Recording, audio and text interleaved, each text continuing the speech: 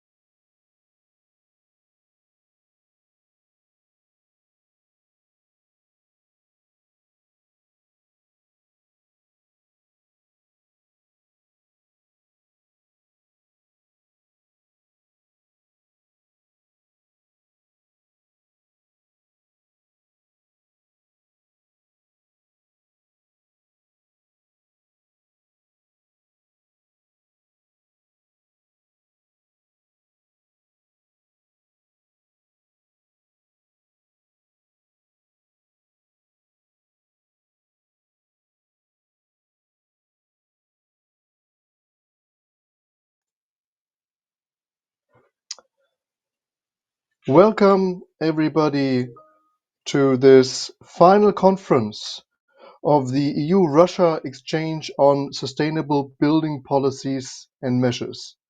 This is the concluding event of a series of a total of 3 webinars. And my name is Oliver Rapf, and I will be moderating this event together with my colleague, Professor Mariana Brodak from ABOC. Before we go into the details of the purpose of this event, I would like to highlight that there is simultaneous translation, and you can select which language you want to listen to. On the top of the screen, you have a little symbol, a little loudspeaker, and you can choose between English and Russian, or you also have the option to choose the floor, and then you will simply always hear the original language of the presenter and the speaker. And I hope that the translation works well for you. Should there be any problems, you can always send us a short message in the chat box. I will come to the chat box also in a moment. You now see it on the screen, and there you have the opportunity to ask us any questions related to the presentations or any other questions you may have. And I would in fact like to invite you to send us questions, because we try to do our best to address your questions, to direct them to the speakers during the Q&A session, which we have planned into the program.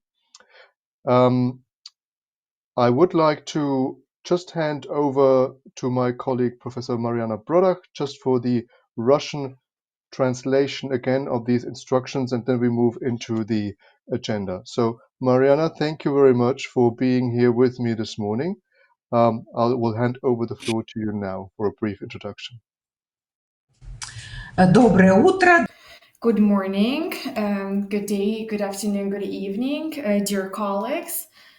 I am very delighted to greet the moderator of today's session, Oliver. This is our 4th event.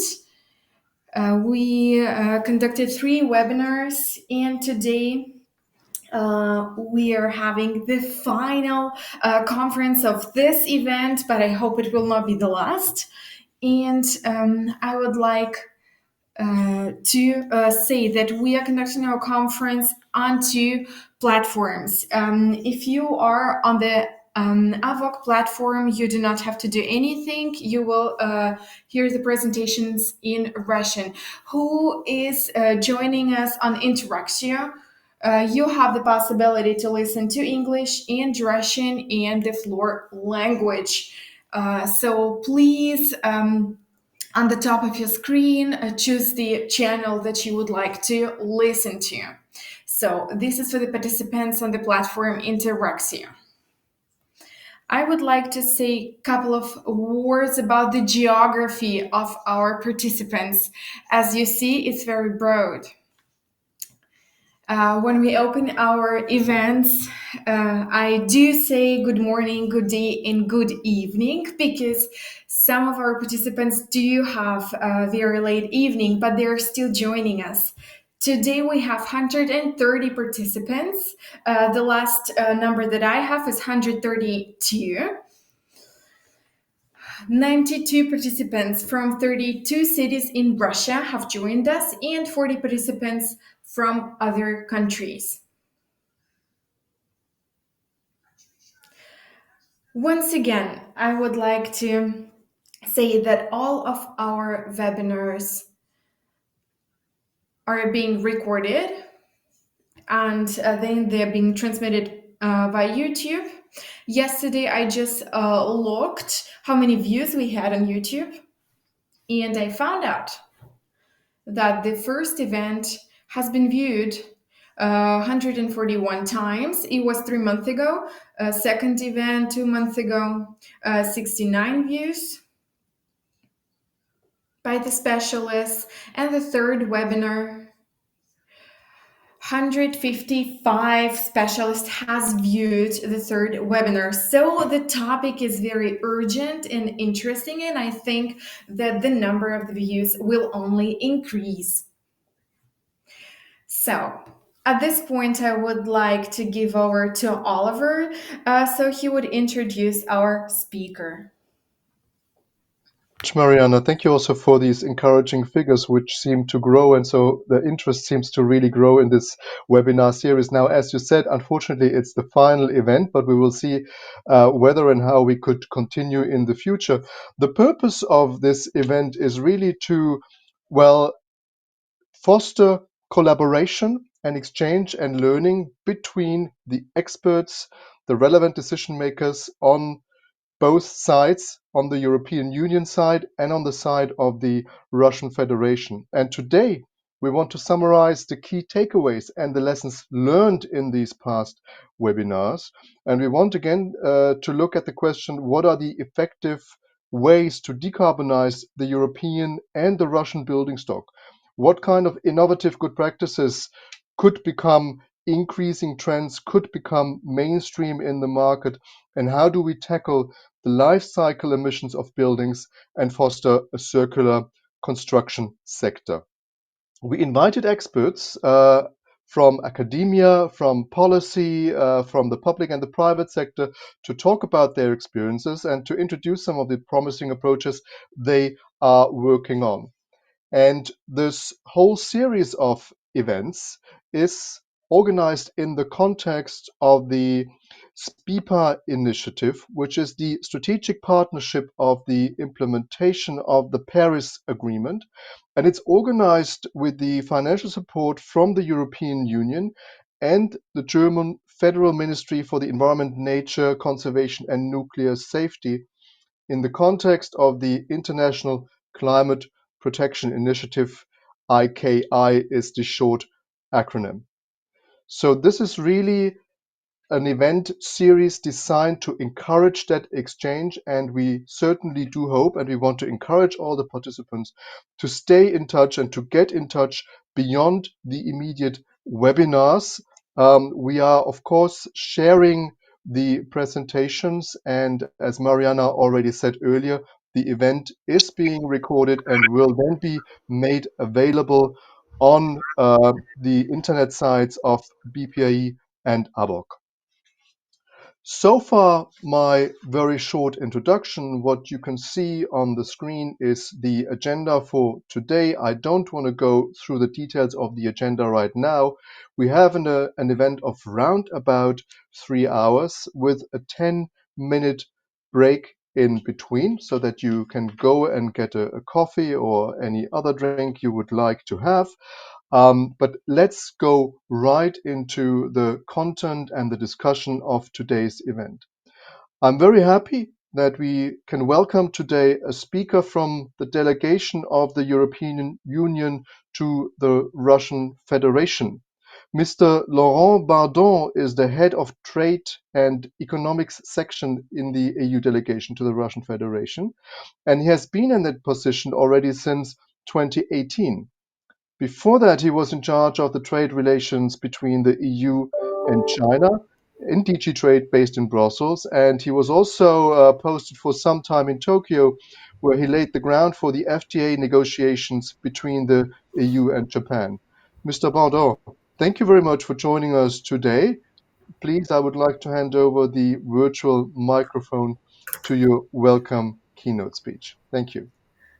Thank you very much, Oliver, and thank you, Mariana. I followed what Mariana was saying. So, good morning, good day, and good evening to all the participants of this event. It is my pleasure to be with you today and to welcome you to the final conference of the EU-Russia Exchange on Sustainable Building Policies and Measures on behalf of the delegation of the European Union to the Russian Federation.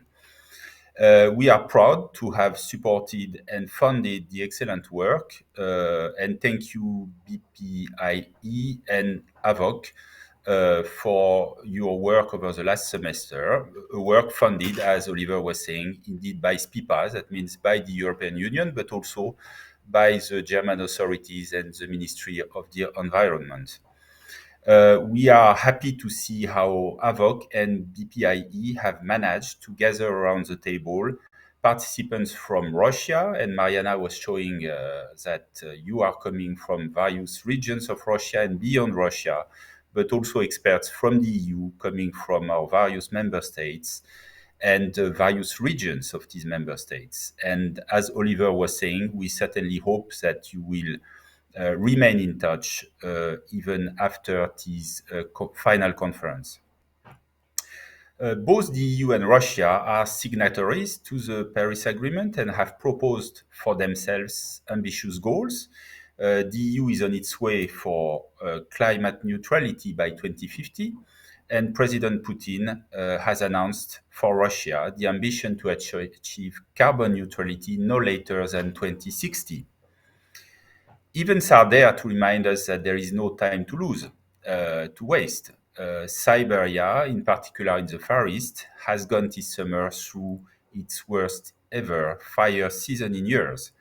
This has released enormous amounts of greenhouse gas emissions into the atmosphere, bringing the whole region dangerously close to a possible tipping point beyond which feedback loops and irreversible effects may get out of hand.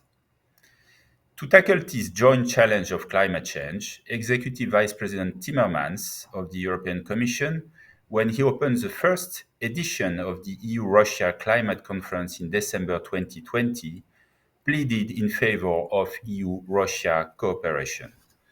This series of conferences are a concrete expression of our desire to cooperate in the most concrete manner with Russia. Your project and this event are quite valuable. Sustainability and energy efficiency, in particular in buildings, is an incredibly efficient way to fight climate change. The best way to mitigate global warming is to make sure that from the very beginning, when we conceive infrastructures and buildings, that they release as little greenhouse gas as possible in their construction phase and throughout their lifespan. Speaker in your conferences reminded us of the importance of buildings policy in tackling climate change. As around 25% of greenhouse gas emissions are said to come from buildings in the EU, the EU has set a 60% greenhouse gas emission reduction target for the building sector by 2030 and has designed a renovation wave as an important strategy for the sector. The Commission has even proposed late last year a revision of the EU Energy Performance of Buildings Directive with the dual ambition of achieving a zero emission and fully decarbonized European building stock by 2050 while fighting energy poverty. It is also working, the Commission, on the revision of the eco-design and energy labeling regulations for space and water heaters, which will contribute to the decarbonization goals. The challenge is no less daunting on Russia's side, as the building sector accounts for most of the energy consumption in Russia, with a saving potential estimated at 44%. Among several projects that we have conducted recently, the completion of a series of workshops on sustainable buildings that we are celebrating today has provided us with a forum for Russian and European building and construction experts, as well as interested policymakers and stakeholders, to exchange good practices on building policies, including the current legislative background and underlying objectives driving change in the building sector, public and private initiatives, and business models to accelerate energy renovation in the EU and in Russia. I welcome the fact, again, that in your conferences we had so many participants from various regions, both from Russia and from within the EU. We will be listening carefully to your ideas and ideas you might have to further support cooperation between you. So do not hesitate to remain in touch with you. Your project is part of a broader set of initiatives that have been taken to enhance cooperation between Russia and the EU on climate change. Political exchanges have been taking place in 2021 with meetings involving Executive Vice President Timmermans, Deputy Prime Minister Overchuk, Minister Reshetnikov and Commissioner Gentiloni, but also Presidential Advisor Chubais and Edelgeriev, and Mrs. de la Torre, Deputy Director General of DG Clima of the European Commission. Expert discussions have started, and they cover for now topics that we believe are of mutual interest: climate change adaptation, carbon accounting, carbon pricing and carbon markets, CO2 removals and forestry, the CBAM, carbon border adjustment mechanism, but also methane emissions. The EU is also ready to provide support to the federal project in Sakhalin that should bring the oblast to carbon neutrality by 2025. Moreover, the Association of European Businesses, which is a sort of EU Chamber of Commerce in Russia, has created a green initiative bringing together around 100 companies offering low carbon solutions so as to explore ways to work concretely with Russian partners on the positive agenda of climate change. We also hope that our Russian partners will be ready to organize a second edition of the EU-Russia Climate Conference that took place initially in December 2020 in Skolkovo. So these are as many elements showing that the EU welcomes cooperation on climate change with Russia. But of course, what matters more is the ambition on each side. You underlined very well during your discussions how the low energy prices in Russia is the main cause of insufficient energy efficiency in buildings. So we need a more comprehensive approach. We need a comprehensive approach in the EU, and we need a more comprehensive approach in Russia. And we believe that Russia has still scope to step up its efforts. We noted President Putin's declaration at the last Russia Energy Week in October that Russia is setting steps to achieve carbon neutrality no later than 2060. We saw the adoption shortly afterwards of a strategy of socio-economic development of the Russian Federation with low greenhouse gas emissions until 2050. We also noted legislative developments in order to monitor more effectively greenhouse gas emissions and interesting projects at regional level. These are necessary and promising steps, but engaging on a decarbonization pathway that is in line with the Paris Agreement and with what science teaches us requires more and requires concrete action and clear targets. Russia must put in place a clear and robust low-emission plan in combination with its national post-COVID recovery strategy. The ambition should be to set the Russian economy on a course to consistently reduce emissions starting from now and aiming at climate neutrality around mid-century. So to conclude, I would like to commend you again for the work you have conducted over the past months to express again our support, and we will be open to discussing with you ideas you might have to remain in touch and to further this cooperation between you. And thank you again to BPIE and EVOC. And I wish you today, to all of you, an enjoyable and successful event. Thank you, Oliver and Mariana. Thank you very much, Laurent Bardon, for your kind words about our webinar series and about the exchange we're having since a few months here. I could not agree more with you that this exchange is extremely valuable, and we can learn really many, many things on both sides. And you highlighted the policy steps, the political agreements which the European Commission has tabled, in particular on the Energy Performance of Buildings Directive. I'm sure we will cover that also briefly in the webinar today. And I think it is also very relevant that the EU and the Russian Federation continue the collaboration and continue in particular the collaboration on making progress towards achieving the Paris Agreement, which both parties have committed to. So thank you very much again for joining us today. And we're now going right into the technical agenda. We're starting with an overview with the highlights from the previous workshops, both from the European perspective and from the Russian perspective. We're starting with a presentation from Dr. Sibyl Stoiber, who is the head of the Berlin office of BPIE since 5 years. Sibyl has been, before she joined BPIE 5 years ago, she has been working for the German Advisory Council on the Environment and the German Advisory Council for Sustainable Development. Both bodies were advising the German government and were making very valuable contributions to the development of policies in Germany. And Sibyl is now going to present us the highlights from the last workshops in a short summary. Sibyl, thank you. The floor is yours. Thank you, Oliver, and I hope you can see my screen. Good morning, and Dobro Jutro, also from my side. I'm honored to present some of the highlights of the previous 3 workshops that we carried out in this exchange series.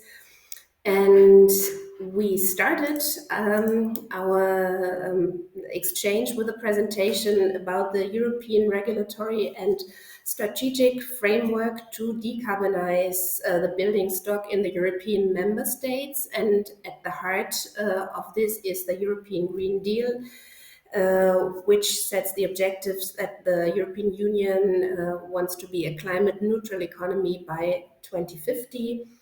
And for the building stock, that means that it needs to be a zero greenhouse gas emission building stock by 2050.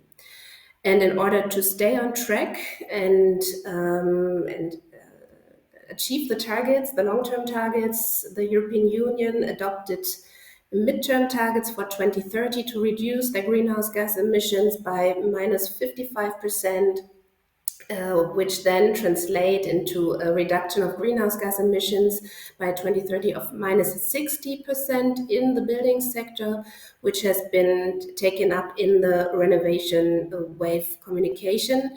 This has been presented to us in the first workshop as one of the ways to our strategies to implement the European Green Deal in the building sector and set 3 main priorities, mainly tackling the energy poverty and worst performing buildings, renovating public buildings, and decarbonizing heating and cooling.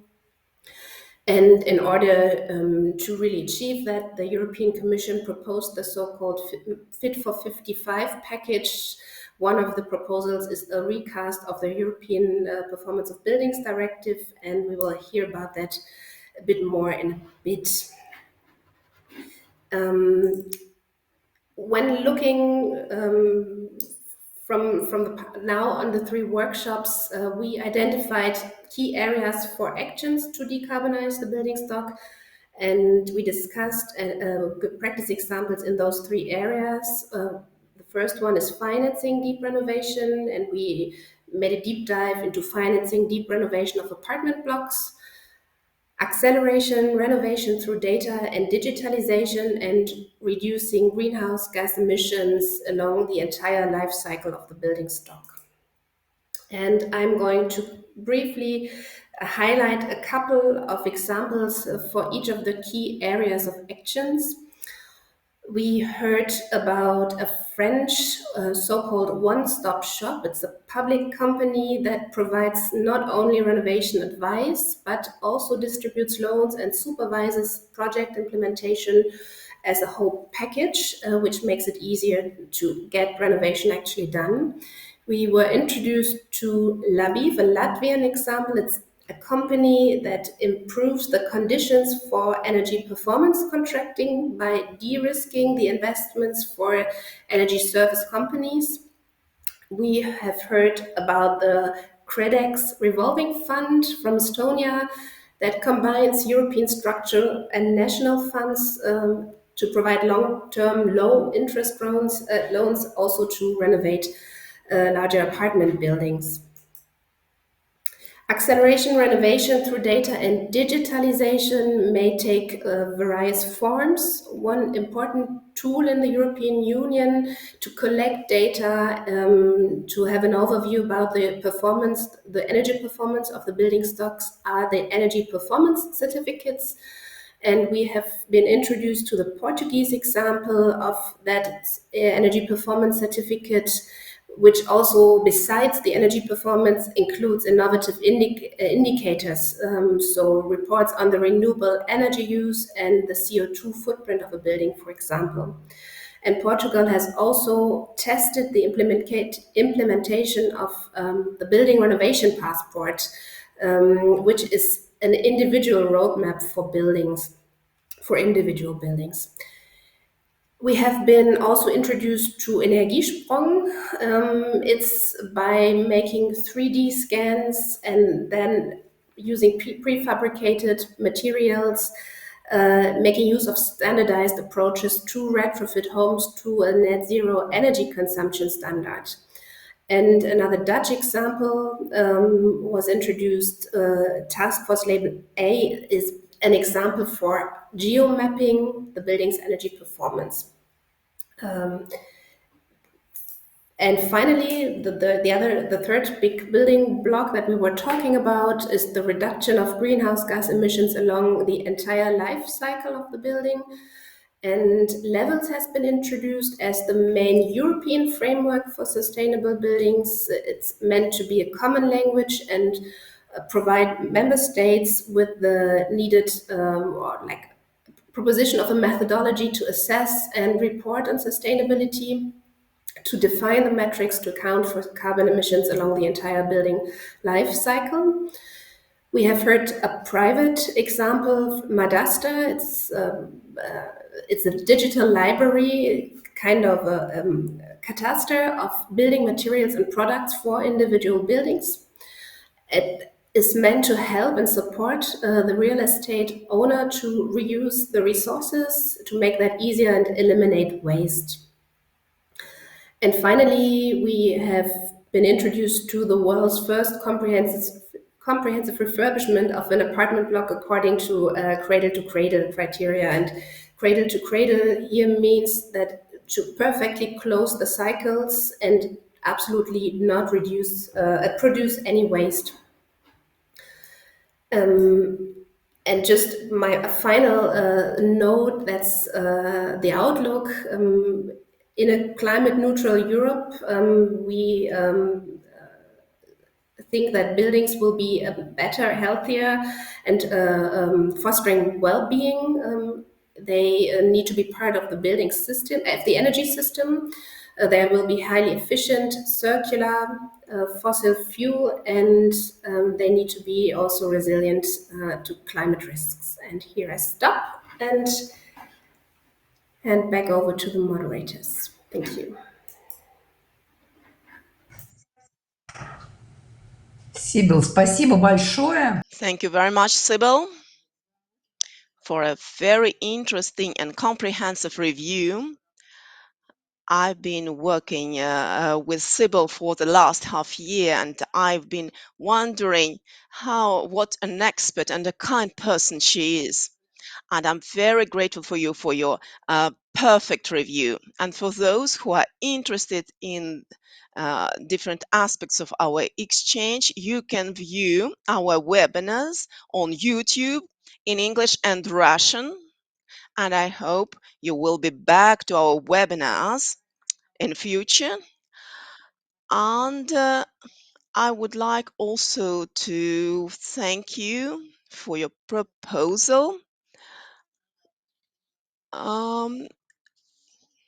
To Thank you very much. And now we would like to go back to the review of our webinars. And Viktor Garnovsky will do this review. You know him already from our first webinar. Victor has been always connected in his scientific research with energy saving and HVAC systems. He's been working for 17 years in these spheres. He holds a PhD in technical science and has been working in Danfoss company in the sphere of research and development of energy saving technology and equipment for heat supply and heating systems. Additionally, he regularly participates in several expert councils and technical committees of raw standard, as well as in the development of a number of regulatory and legislative documents. Victor, you have the floor. Thank you very much. Good day, dear colleagues. I would like to analyze our webinars during the past months, and I come to the conclusion that we have very similar problems in both EU and in Russia. And how to overcome these problems is a question for all of us, and we have almost the same way of thinking. But Russia has its specifics. It's a country with mostly a cold climate, large territory, and we have many large territories situated in polar climates, so we need lots of energy to use for heating buildings, and as a result, we have large CO2 emissions.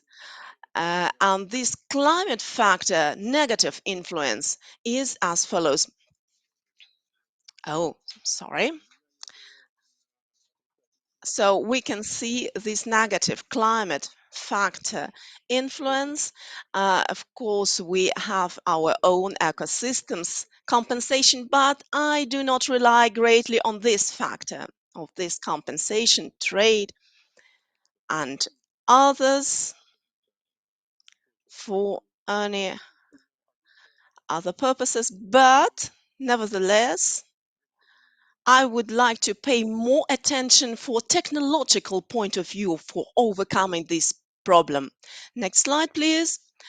Also take into account high energy supply of Russian economy. And as we're talking about decarbonization, this problem is very serious. So what are the main strategies realized, what we talked about during our webinars, and what program of work we can propose for our governments?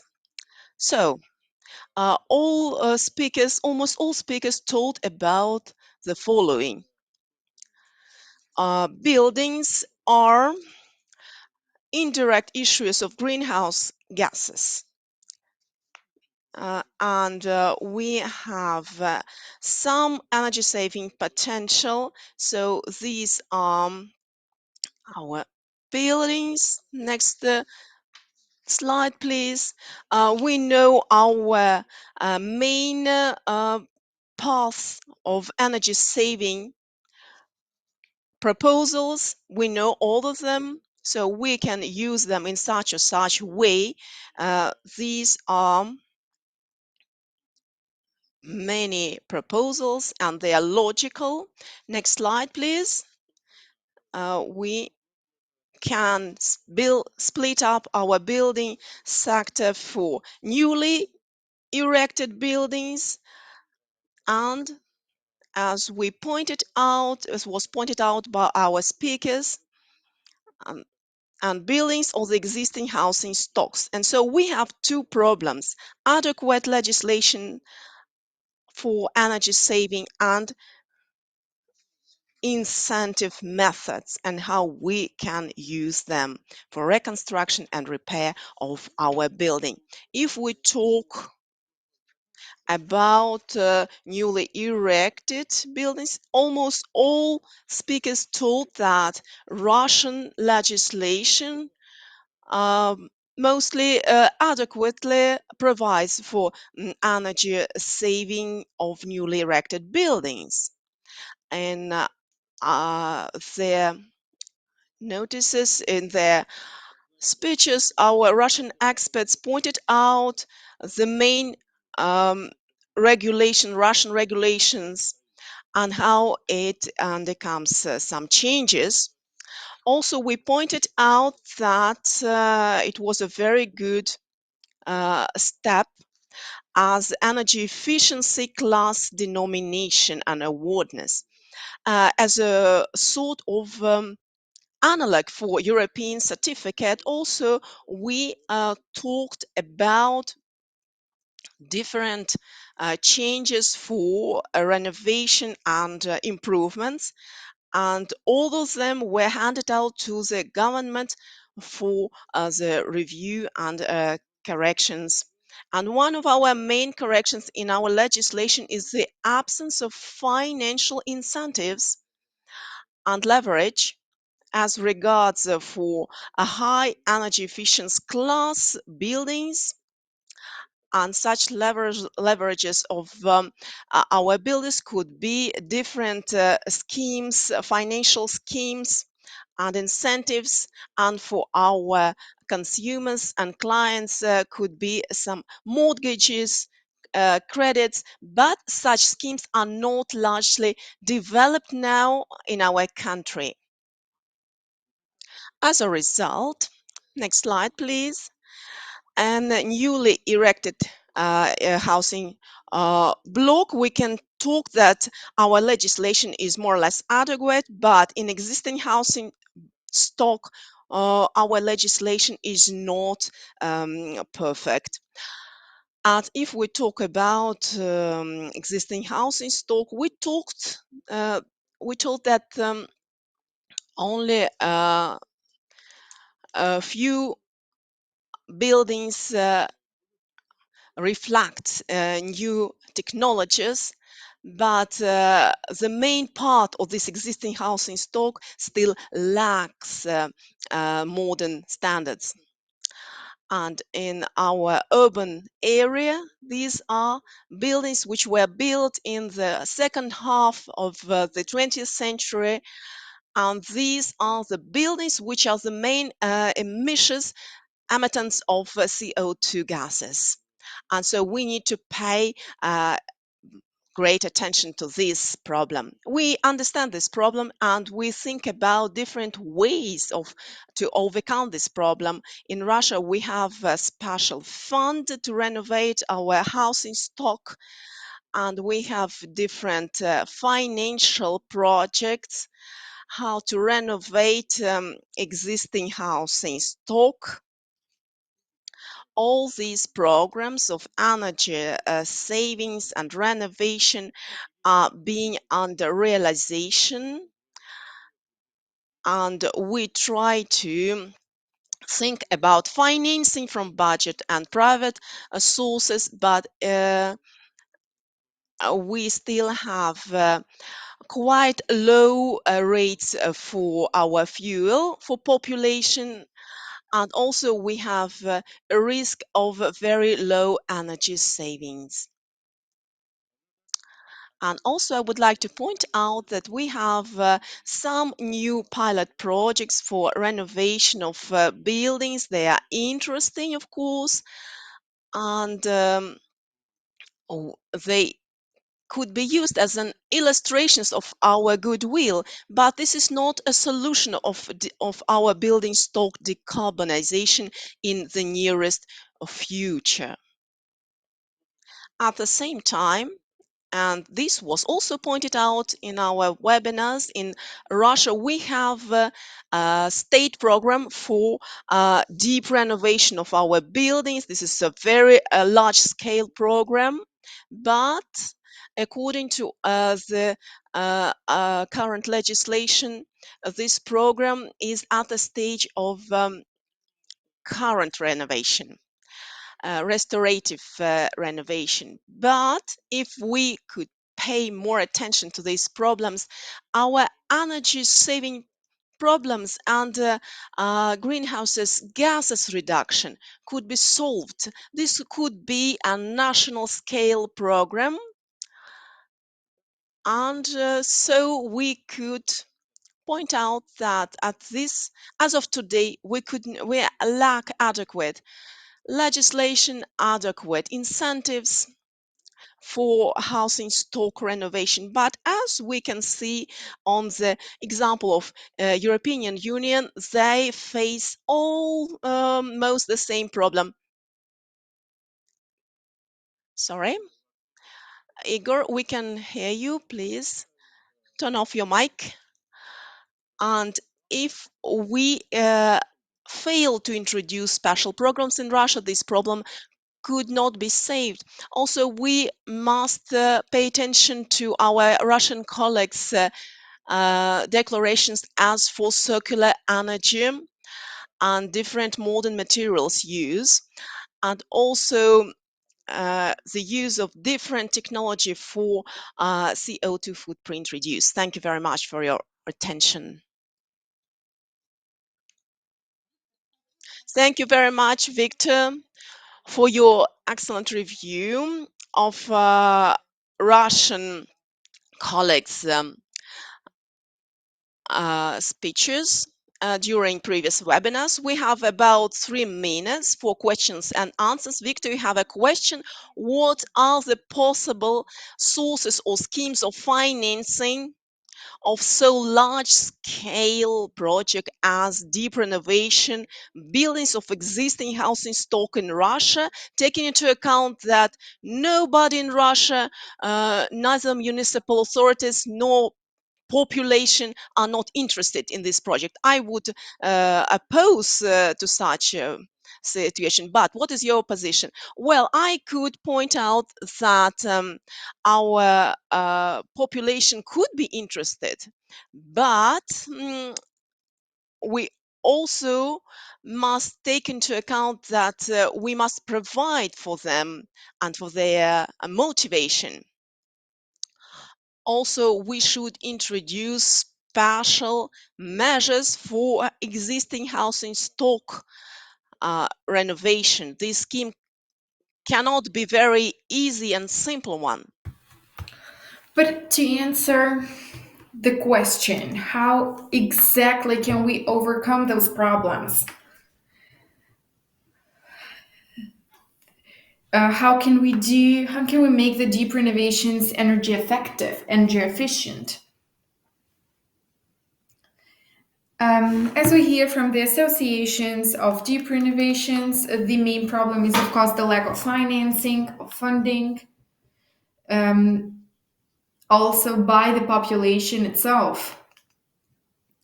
We do observe the situation in several regions, but in some of them, local budgets are being used for the deep renovation of the building stock, and taking into consideration the technology existing,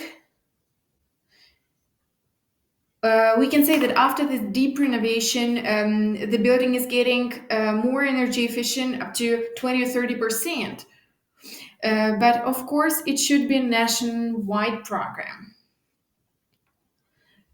The survey that we conducted in several regions shows that it would be possible to use the budget that we do have, and it would be possible to conduct those deep renovations that are needed.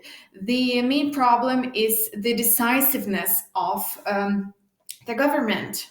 The legislation right now at the moment is unfortunate in terms of deep renovations, in terms of building stock, of course.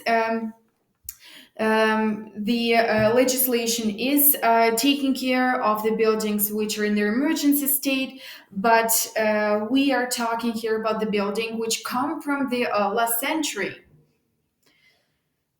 We need to analyze the prices, we need to analyze the volume, and develop the nationwide program. Victor, thank you very much. I would like to add to your statement. The solution of this task is, of course, also goes back to the fact of raising awareness. AVOC also has its own magazine about energy efficiency, about decarbonization, and we try to pay more and more attention to those topics. So I would say that raising awareness and keeping people informed about the possibilities, about the advantages of decarbonization would definitely have a very positive impact to deep renovation program. Definitely, I agree 100%. In every region, I would say there are centers for energy efficiency, and those centers receive speakers with open heart, and they try to inform the population, and they do understand the need of informing the population about these topics. Okay, so let's skip to the agenda, and we are going to the next speaker. We are going to talk about the pathways to reduce greenhouse gas emissions in the Russian building sector for 2050. Igor Bashmakov, with a PhD in economic science, will speak to us. Since 1992, he is a director of the Center for Energy Efficiency. For efficient usage of energy in 21st century. He holds a Nobel Prize of 2007. Also in 2000, he was awarded the Climate Technology Leadership Award. In Russia, we have two specialists like that. And if you look at the screen, you will definitely see on the left this award of Nobel Prize, Yuri Andreevich Tabunchikov and Igor Bashmakov are the holders of those diploma. Igor Alexeyevich also holds the award for Climate Technology Leadership Award for his contribution to energy efficiency capacity. He is one of Russia's leading experts in energy efficiency, climate change projections of greenhouse gas emissions, and greenhouse gas emissions reduction strategies. He works in the areas of global energy development, projections, development of energy efficiency policies, economic and financial analysis of energy efficiency projects, but also thermal and electrical energy. And today he's gonna speak to us about pathways to reduce greenhouse gas emissions for 2050. And Igor Alexeyevich, please, you have the word. Thank you very much. I hope my presentation can be seen. We have heard that European Union does have the task to reduce greenhouse gas emissions to 55% up to 2030. Russia has the task of reduction by 50%. And we do have the task to get complete carbon neutrality to 2060. To complete this task, we do have to look at the point of decarbonization. Hereby, I would like to look at the direct and indirect emissions produced by Russian buildings. Here on the first graph, we can see the direct emissions, 10 or 15% net CO2 emissions. 10% CO2 emissions and 15 net emissions. In 2019, so here we can definitely see that the impact of the buildings on CO2 emission is immense. Today, if we today have reduced the emissions to the needed factor, we would be able to reduce the emissions up to 42%. Since 2000, the square metering in Russia increased by 45%, but the CO2 emissions has not been reduced. So in 20 years, we haven't learned to build the buildings with less CO2 emissions. So our task is to stabilize the emissions brought by buildings or construction, apartment buildings, but also trade buildings. And this is how we will be able, by building more, reduce the CO2 emissions. Next slide, please. I would like to show you some factors of new energy efficient buildings. Here we can see that from time to time, thanks to technologies, we reach the necessary factors of energy efficiency classes. But still on the graph, we can see that the energy used for heating is not being reduced. Of course, in Russia, we are speaking about heating seasons, but still the reduction is going way too slow. We know why. Unfortunately, the government does not see the necessity of financing of this activity. Co-financing was also reduced, unfortunately. And this kind of dynamics, lack of financing,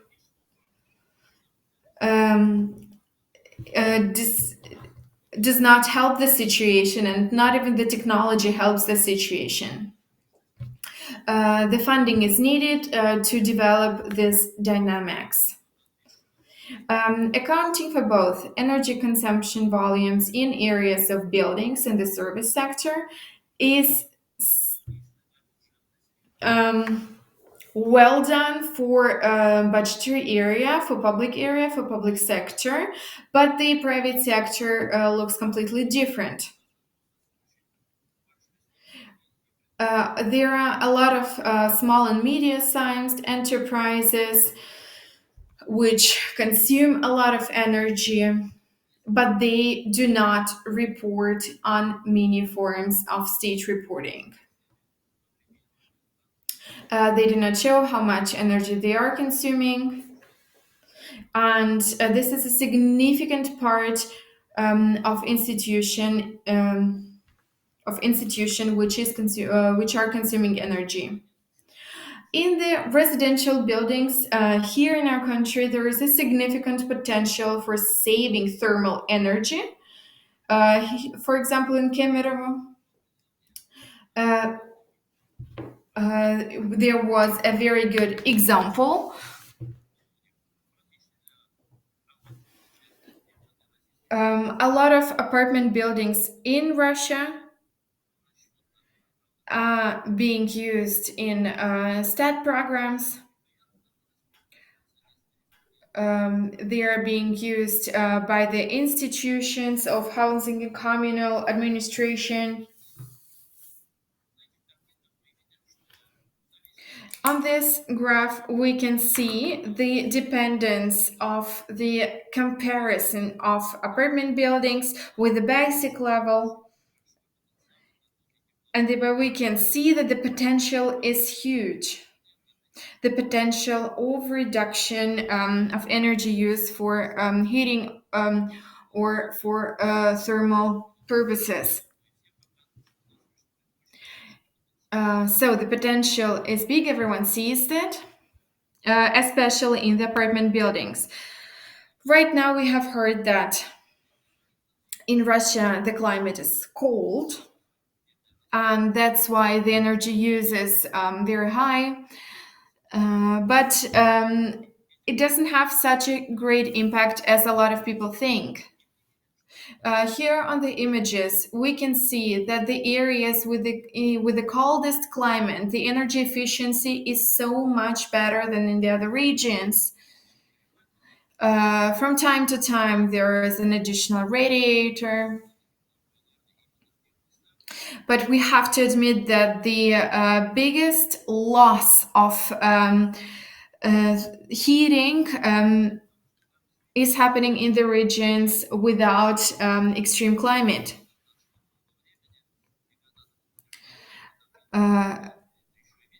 So sometimes, of course, if people are being in the apartment and they come out and there is minus 45, of course, the ears are freezing. Next slide, please.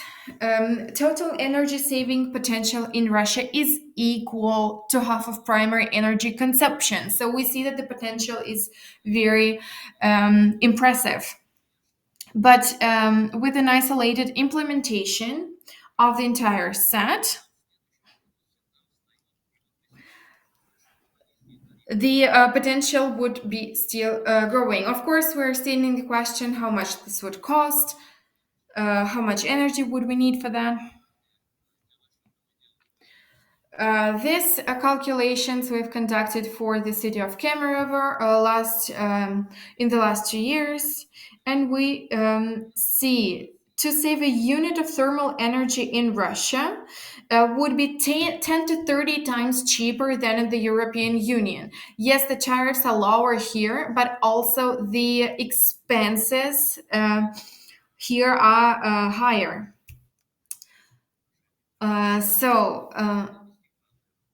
We would say that the difference is around 10 times.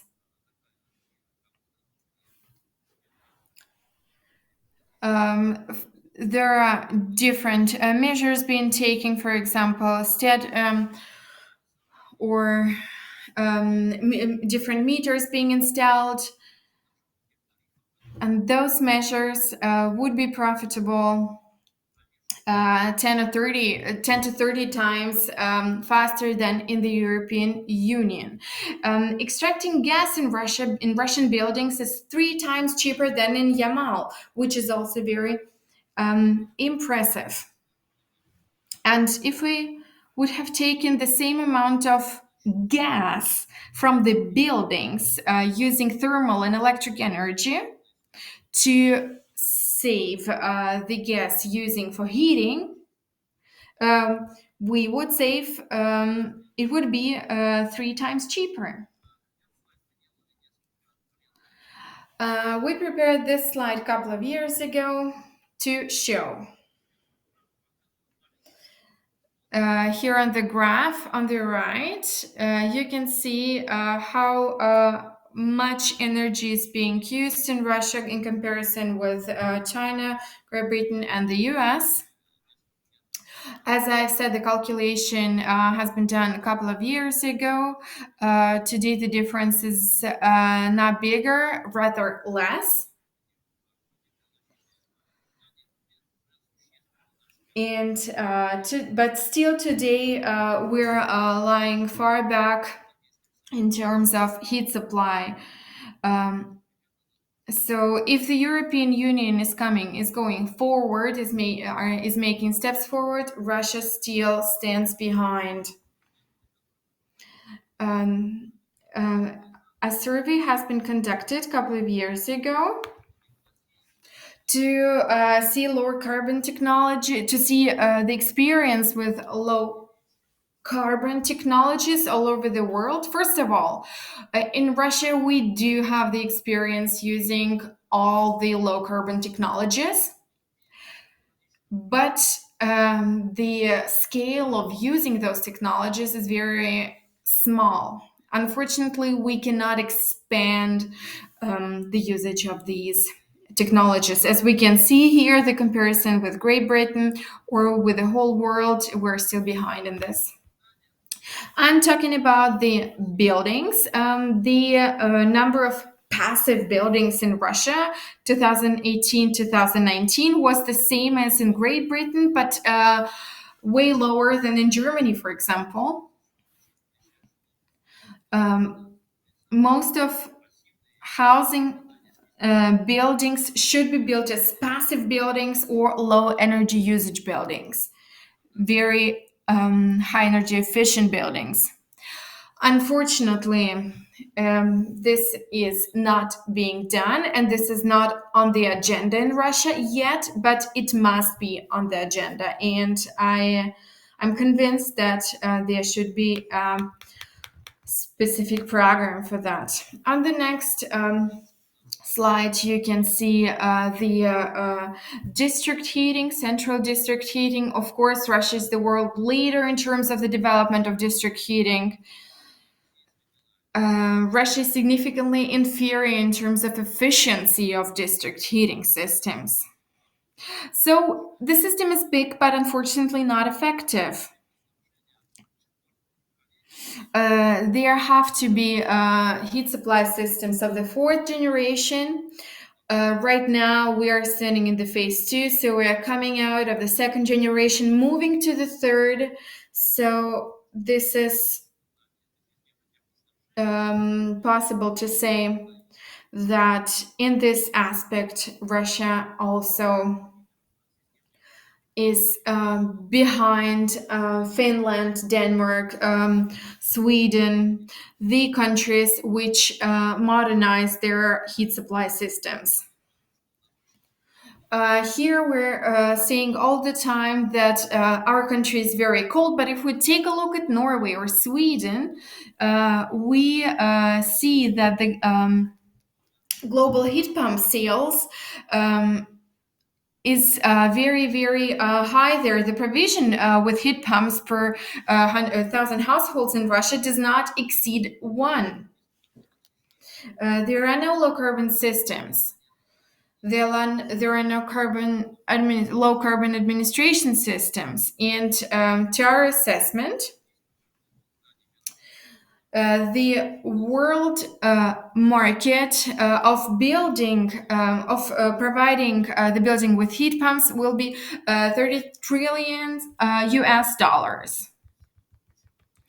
The next slide shows that not only the funding is important, saving is very important. And here we can see that around 250 billion rubles could be saved building energy efficient buildings. On the next slide, we can see distribution of apartment buildings by the level of energy savings obtained after the implementation of energy efficient measures during the overhaul. And we can see here that this distribution is obtained in thermal energy savings, which varies from 5 to 37%. And Sometimes we can see that we can modernize some lighting and windows protection systems. And if we talk about budget system buildings, we can see almost the same figures. And we do have such potential for energy saving. And as we said that we have much more average heat energy savings, for example, 32 apartment buildings. Next slide, please. So we have a question. If we deal with such projects, what would be the efficient as for GHG emissions reduce? As we was already mentioned, we deal with such projects. Nevertheless, during 2-3 years, using our fuel energy saving, heat energy saving, and our effect is almost free of charge. But if we compare this effect with the deep renovation, we must take into account that such project is not free of charge. For 1 million, for every 1 million rubles of state support, it's possible to reduce emissions by 4,000 t CO2 equivalent. And if we talk about co-financing deep renovation projects, which are financed from the budget, so this scheme is an adequate one. So the average reduction in greenhouse gases emissions with an increase in the energy efficiency class by one step for a sample of 32 apartment buildings could be different height located in different climate zones. So for Russian economy, it could be indeed very efficient, and we can obtain very high results. And if we make a shift for one energy class of our building energy efficiency, we can see what will be GHG emissions reduced for 1 square meter. So it's about 911 kilos of CO2 equivalent per square meter. If we talk about comparison of costs and effects, we talk about planting forests. So we will compensate our emissions.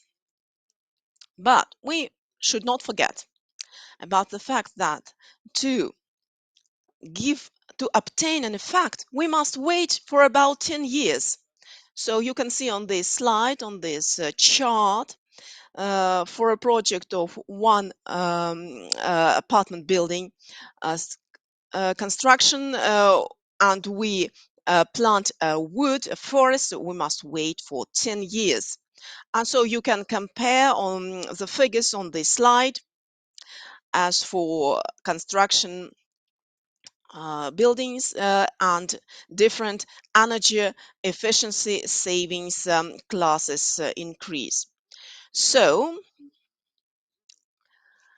what will be our energy efficiency economy? So the conclusion is, if we want to deal with this problem only with the forests, the results will be the same, and we will need to cover with forests such territories which will be equivalent for our construction of apartment buildings in Kemerovo. So we'll need to cover with woods territories surpassing by 15-50% larger than the city of Kemerovo. So we cannot deal with the problem only by planting trees. Next slide, please. Here we talk about a carbon neutrality scenario assumption. For this purpose, we use two models. The first one for residential buildings, and these models include many standards, many models. And the other one is for public buildings. For example, education, commercial buildings, and others. And to regulate our buildings decarbonization problem in future, we must take into account that in future the surface of these buildings will increase significantly. So we will need to tackle the problem not only of the decarbonization of existing housing stock, but of the future housing stock. So we need to increase our standards as per decarbonization. So we can see that by 2050, such buildings will need to consume much less energy. And starting with 2050, we'll need to have buildings with very low energy supply consumption. We talked about a very important parameter of deep renovation. And if we take into account that we'll have a large housing stock to be deeply renovated in the years to come, and take into account that we have very large housing stock which needs deep renovation, and take into account the standards of energy efficiency, we will not deal with this problem, will not regulate this problem, solve it. So we need to think about a complex overhaul deep renovation project. So we need a reduction in specific energy consumption for heating and ventilation and other standards. So we need an increase in the share of residential buildings annual undergoing comprehensive energy efficient overhaul by an order of magnitude up to 2% by 2032. Next slide, please. Another very important standard, the carbon neutrality scenario. We need a reduction of the average specific energy consumption for the fleet of main power supply units up to 2% per year. We need to have a very clear idea how our apartment buildings are being heated. Think about our heating systems and how we can change such existing systems with new ones. We have some shifts in this direction, but to the completion of this program is previewed by 2040. Also, we should not forget about the increase in the share of thermal energy generation based on RES and biomass for heating purposes. I mean heat pumps, solar, water heaters, heating systems on pellets, and other types of biomass. Here you can see that according to our calculation, it will be up to 3.3% in 2030 and up to 13.3% by 2050. And if we talk about thermal energy generation based on RES and biomass for hot water supply purposes, it will be up to 25.1% by 2050. Also, we must have certain growth in electricity generation from photovoltaic panels installed before the midterm, and such stations should be installed in different buildings, and this could be up to 46.7 billion kWh by 2050. And so this will be a good alternative. Next slide, please. So, by using the above mentioned measures, we could increase our alternative energy sources use, and as a result, we will stabilize the situation and even improve it. The effect will be the following. Despite the increase of building stock surface, we will decrease we will reduce our energy consumption by 1.7 times, and by 2050 we will reduce by 66% the average specific energy consumption per unit area. Next slide, please. So, take into account all the above mentioned standards, we can see the following results by 2050 according to our calculations. We understand that by 2050 we are not likely to totally decarbonize our building stock, but we could do it by 2075 by 70%.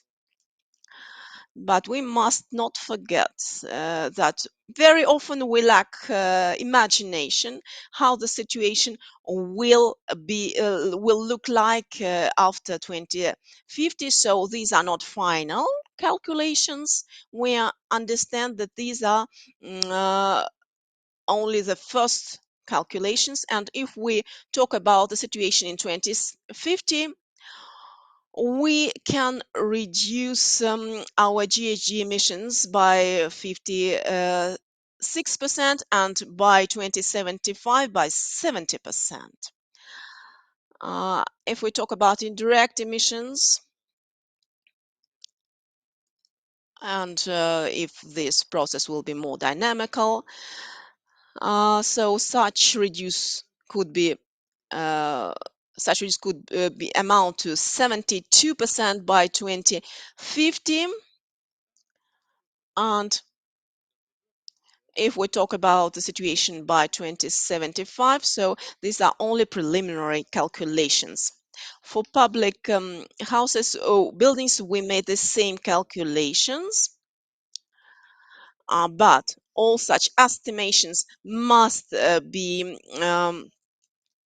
made once again because these are only preliminary figures.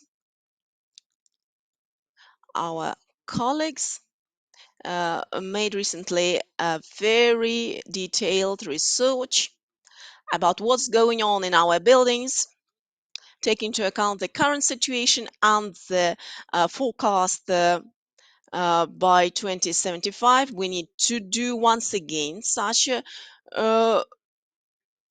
research to correct our legislation and policy lines.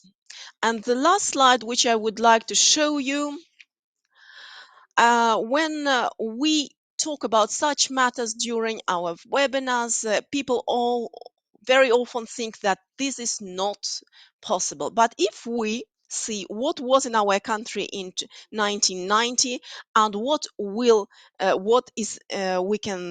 have now and what will be by 2050, so the situation is drastically different. So we can see that we have undergone large changes.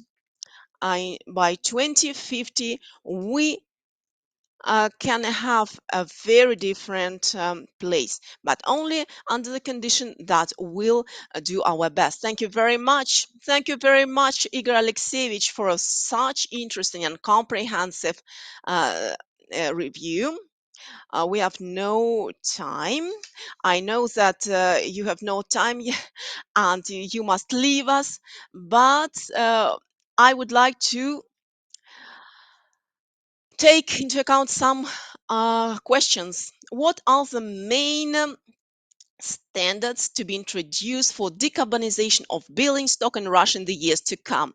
Let's start with a large scale of measures which we have already and which are going to be introduced in Russia.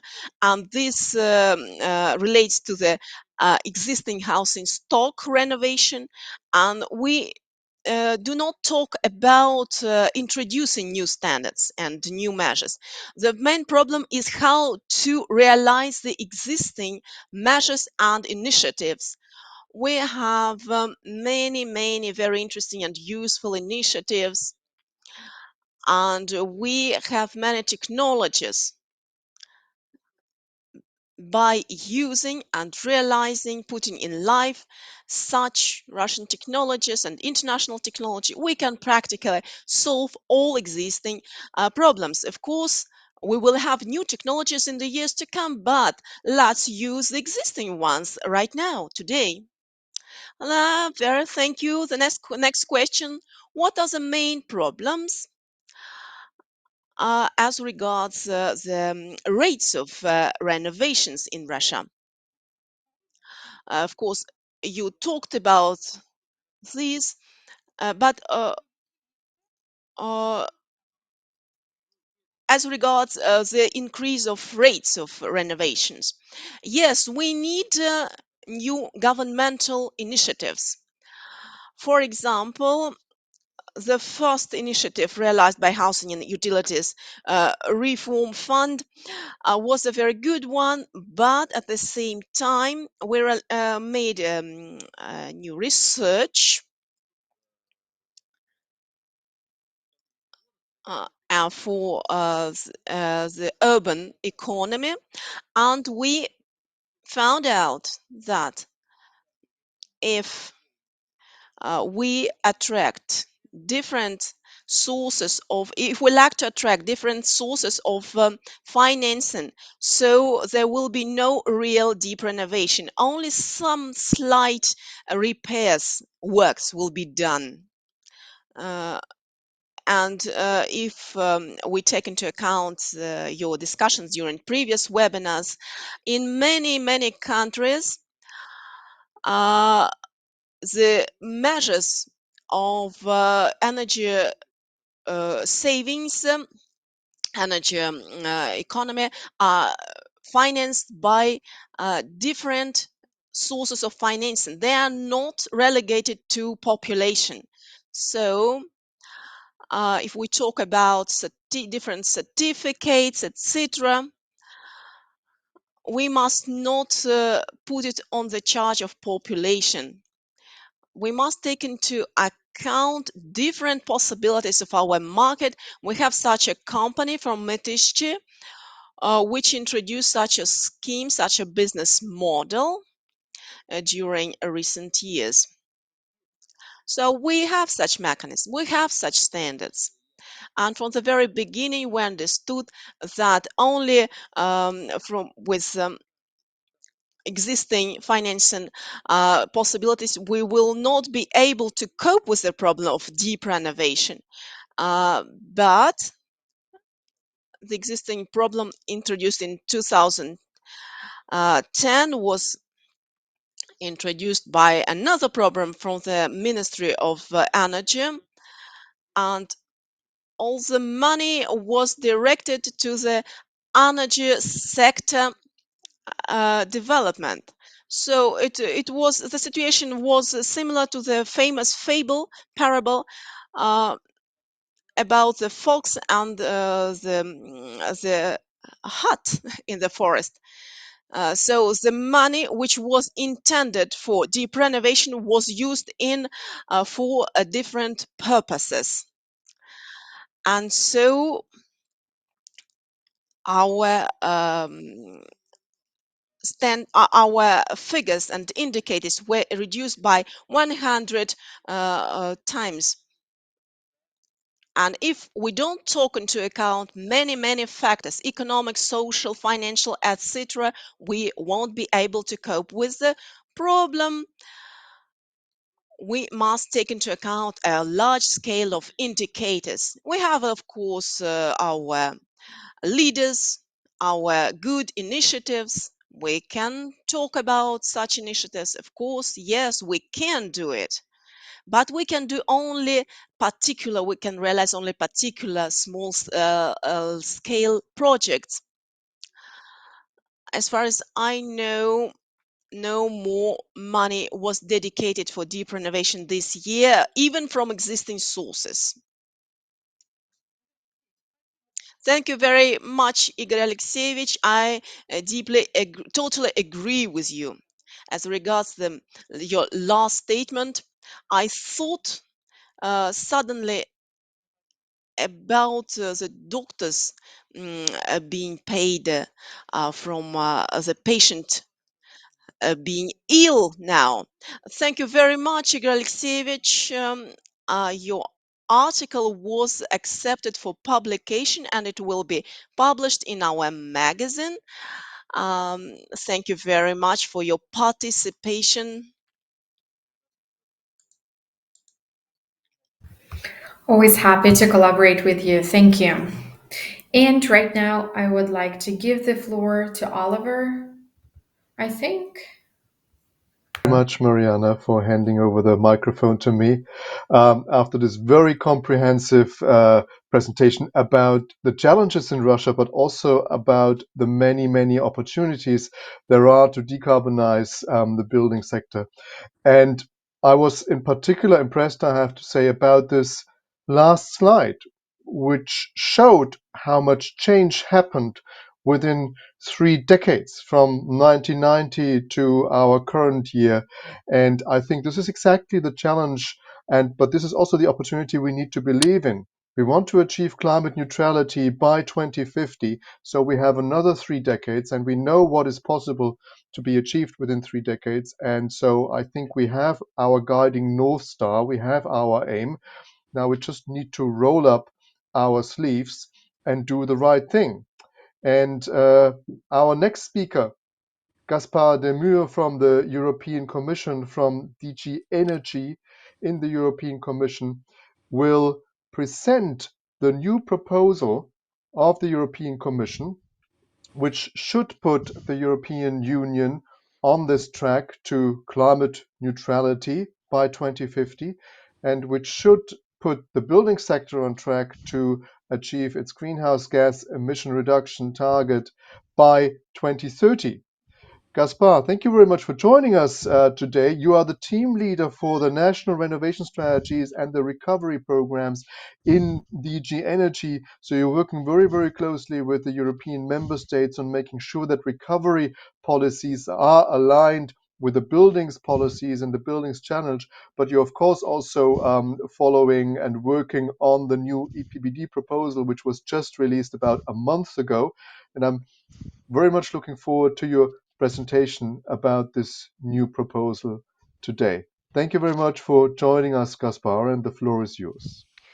Thanks a lot, Oliver. It's a great honor to be able to speak to you today. I've listened to the previous presentation and I see that we share a lot of challenges. It's really interesting to listen and to learn about what Russia is doing in that field. I agree with what the last speaker was saying about the necessity to bring together different strands of policies to reach out the climate neutrality goal. So what I'm going to present today, the legislation part of it, is really one part of the policy that we are developing at European level. I think it is important to insist on that. In parallel to this new legislative proposal, we indeed are working hard on the recovery plans that member states are jointly developing with the European Commission. And a big part of these recovery plans is dedicated to the renovation of buildings. If you just take the 22 plans that have been finalized so far, almost 50 billion euros from the overall envelope of these plans is being dedicated to renovation. So I think it is an important part of the policy, but I will focus today on the legislation because I've seen that in previous webinars you've been into the details of what we are doing also on financing, on access to information. So I will try to share my screen now so that you can see the slides.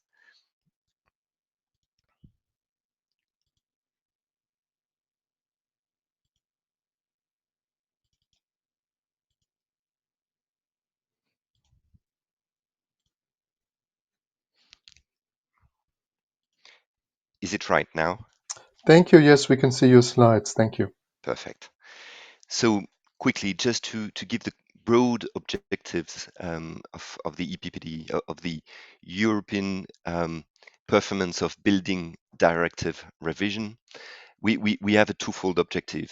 Of course, the first intention is to contribute to reducing the building's greenhouse gas emission and the final energy consumption by 2030.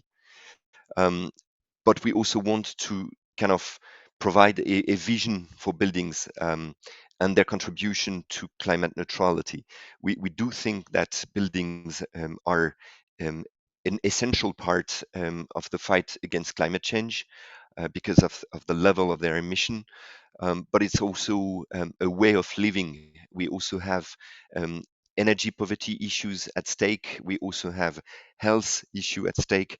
So it's not only about greenhouse gas emission. It's also about creating the living for the next decades.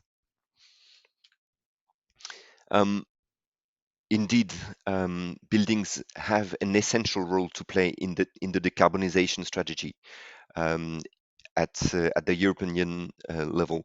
If if you look at the graph on the right side, you will see that the blue line is more or less the current path, the historical data, and the baseline scenario. So if we continue with the same type of policies that are already in place. If you look at the red line, this is the reduction that we would reach in 2030 if we implement all the other policies, notably in terms of renewables development. But if we really want to reach out our targets by 2030, we need, and that's the green line, to include buildings into the policy. And our climate targets are demanding. We want to reach by 2030 a greenhouse gas emission of 60%, a final energy consumption reduction by 14%, and energy consumption for heating and cooling being reduced by 18%. So again, we try to develop a comprehensive policy. This is what the renovation wave was about. So providing finance, providing information, helping households at the end of the day to take the right decision, to go for the renovation of their buildings, and to do that in a deep manner, not just shallow renovations, because these are investments that are difficult to use afterwards. And we also try to provide the right legislative framework. This is what the Energy Performance of Building Directive is about. And we have a number of focus areas in this new legislative framework or revised legislative framework. We first of all want to insist on the importance of deep renovation. So by bringing in minimum energy performance standards, I'll come back to that later on, but also to improve the quality of the energy performance certificates.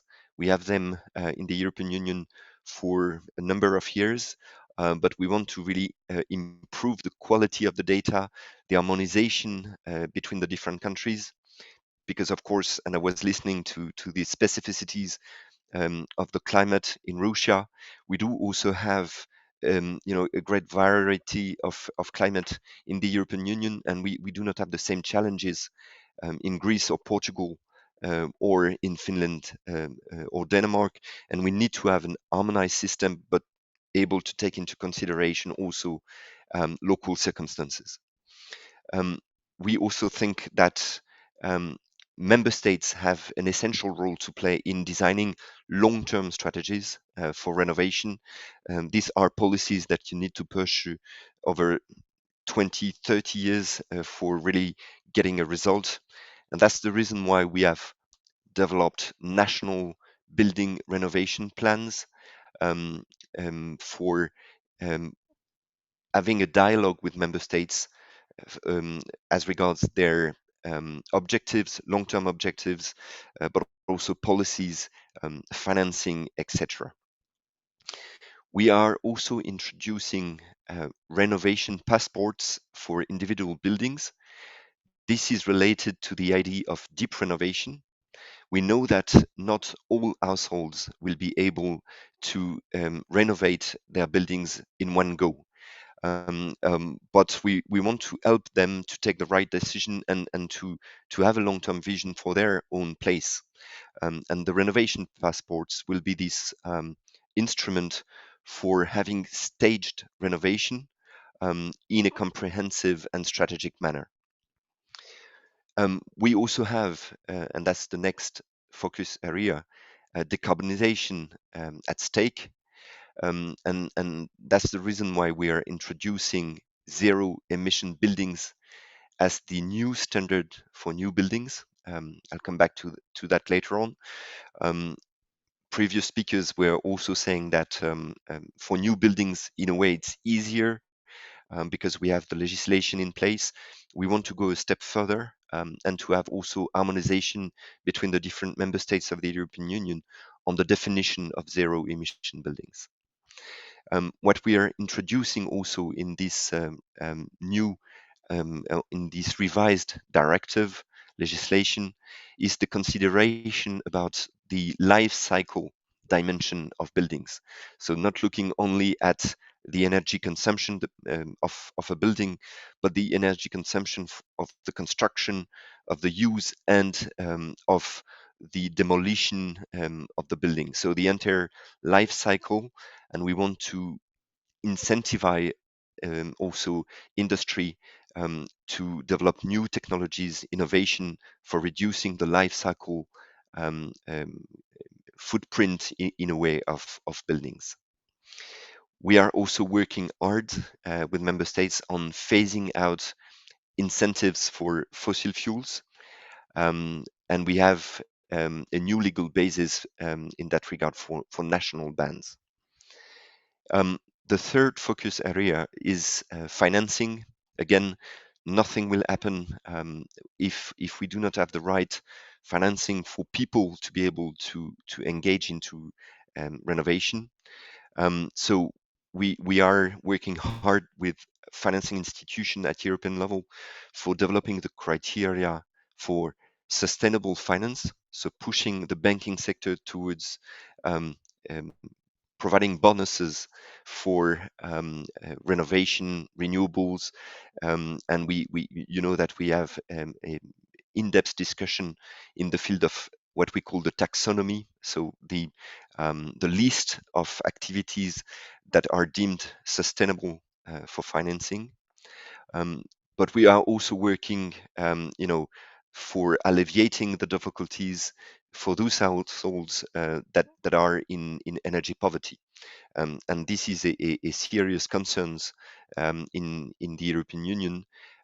So we are working also through different models, but also social policies, targeting the renovation on social housing, schools, hospitals, and we have a full range of policies for alleviating energy poverty. We are also developing deep renovation standards that will be used by banks, commercial banks, also for better understanding the type of projects that our households are proposing to them. And we are working with the private sector for developing the know-how on renovation. This is not an activity that banks have developed intensively in the past. This is developing, but we are still missing a lot of know-how in the commercial sector for really accompanying projects. And this is something that we are working hard on, and notably by providing the framework for one-stop shops, technical assistance, so bringing together architects, banks, institutional banks at national level for accompanying the projects along their life cycle. And finally, the last focus area is the modernization and the system integration dimension, because of course, by introducing more renewables into buildings, we are also developing the complexity of the electricity system.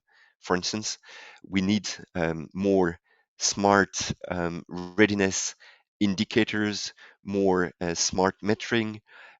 We also need to foresee the infrastructure for future developments, such as e-mobility, so electric cars, electric bicycles, and I'll come back to that later on. We are foreseeing in the new legislation pre-cabling for allowing the charging of electric vehicles in the future. I will zoom in now on some of the main provisions of the revised legislation on new buildings. So I was saying that we are pursuing, a move from nearly zero emission buildings to zero emission buildings. So we have worked on the update of the benchmark per climatic zones, so taking into consideration the different climate in the European Union. You can imagine that in Greece, one of the main subjects is about cooling. The same for Portugal. We do have very different conditions in let's say Denmark, Finland, where heating is a major issue. We also have countries where seismic activities are serious, such as in Croatia. So we need to apply, the benchmark also per climatic zone. But this is foreseen for 2030 and for 2027 already in advance for public buildings. In this new zero emission building definition, we will also bring stronger incentives for on-site renewables, district heating and energy communities. So making it possible also from a legal point of view, a contractual point of view, for a number of buildings, notably building blocks, to team up and to produce their own energy through renewables and to inject part of this production into the grid. So this has legal dimension that we are also addressing in this context. Zero emission buildings also will become the level to be attained by any deep renovation. So not only new construction, but also deep renovation as of 2030. And this is, in a way, the vision for the building stock for 2050. I was speaking previously about the life cycle dimension that we want to pursue now. And that's the reason why we have developed what we call the life cycle global warming potential of new buildings, which will have to be calculated as of 2030. So this is really a measure to push all the actors in the construction chain, from engineers, architects, bankers, to really look at the building in perspective, not only energy consumption at one point in time, but really to also develop recycling, sustainability of the construction material, local construction. So a lot of different indicators, but to really push for a vision of sustainable buildings. And finally, I was saying that we are strengthening the requirements for recharging of e-vehicles, as well as mandatory bicycle parking in new buildings. So the norm for new buildings will be that you have, in a way, a right to plug for electric vehicles, bicycles. And when you do not have parking slots already dedicated to electric cars, for instance, you must have pre-cabling of the building, making it possible to install such parking slots. Now, I will turn to the main provisions of the revised legislation, not on new buildings, but on existing buildings. And to be frank, this is really the main challenge that we are facing, such just like in Russia, for going the next step.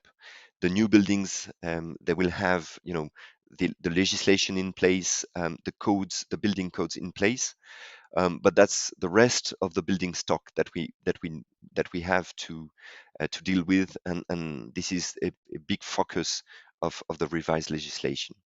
And that's the reason why we are introducing minimum energy performance standards in the new legislation, in a coordinated way at European level, trying to find the right balance between pushing for deep renovation, but at the same time giving the time to households and administration to develop the renovation of their places. So for public and other non-residential buildings, we will, by legislation, request at least an energy performance certificate of class F by 2027 and an energy performance certificate of class E by 2030. Residential buildings will need an energy performance class certificate F by 2030 and an energy performance class certificate E by 2033.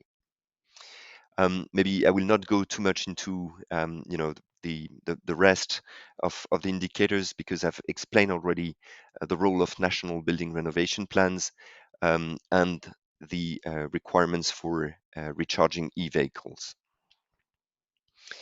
We will also insist very much on information tools, so for providing a better understanding to households. So by 2025, all energy performance certificates will be based on an harmonized scale of energy performance classes, because for the moment, we do have certain leeways between the member states. All of them have the energy performance certificates, but the levels are not completely comparable. So we want to have common template with energy, NGH, and greenhouse gas indicators, while other indicators will remain voluntary. And the validity of energy performance certificates of the lower D to G classes is reduced to 5 years. We will also develop smart readiness indicators required for large non-residential buildings as of 2026. And we will also introduce new provision to ensure access to buildings data, so databases of EPC, of energy performance certificates, which will also help SMEs and companies that want to develop products to access the data. I see that we are a bit short of time, so I'll stop there. I just want to thank you warmly for your attention, and I'm there, of course, for any question that you may have on this new legislation. Thank you very much, Gaspar, for this comprehensive and in-depth overview about the new proposal from the European Commission for the Energy Performance of Buildings Directive. As you said, we are running a little bit over time, but really not a lot, and I would therefore want to highlight that, we're going to share your presentation, but also in the following slide, you are provided us with a number of links to relevant websites of the European Commission, which the audience can consult for any further information. But before we go into a short break, I just wanted to ask really a quick question. Where do you see commonalities in the challenge between Russia and Europe to decarbonize the building sector and construction? Um, yes, I mean, listening at the previous presentation, it was clear that we have a number of common challenges. one of these common challenges is the state of the building stock. We inherited, buildings mainly from the 70s and the 80s, with of course differences from one country to another. But these buildings have not been conceived with, climate change in mind, and we have many building blocks which have specific challenges because it's not the decision of one single household, but many of them at the same time, which do not see necessarily how to share the benefit of a renovation. So I think there we have really common challenges in understanding how you can incentivize the renovation of building blocks um, from a legal point of view, but also from a financing point of view. So that's the first challenge. I also think that we have the challenge of bringing together different strands of policies. Um, you cannot just by legislation solve the issue of the renovation. So it means you need to bring different ministries together, different level of authorities at national level, at local level, and that's the complexity of the renovation wave. Surely also at European level, you need to bring people together, understand the challenges of the different levels of administration and decision making, and to have a common approach based on long-term vision. So I would say that's the kind of key common challenges that I see.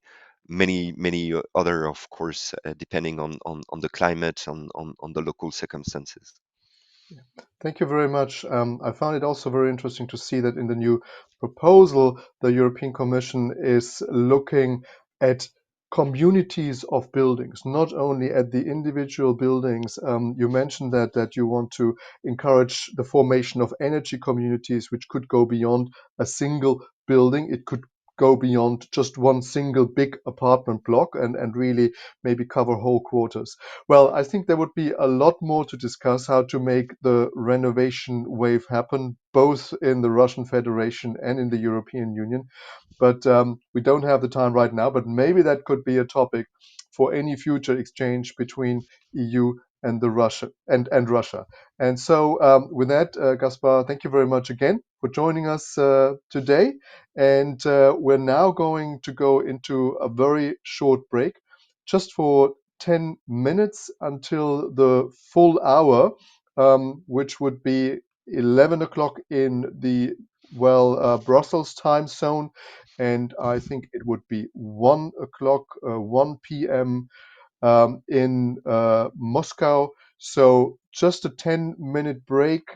Also for the interpreters who have done a fabulous job so far in helping the exchange.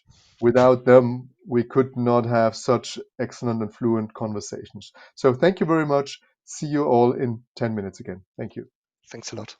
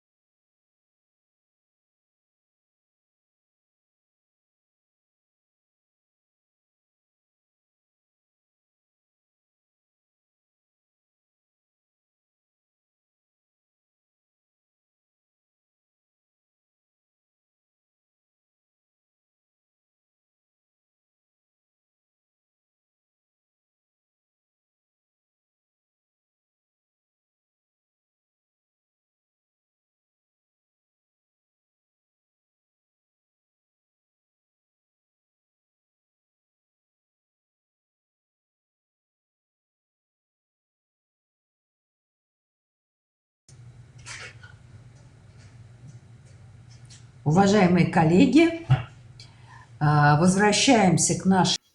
Dear colleagues, let's get back to our work.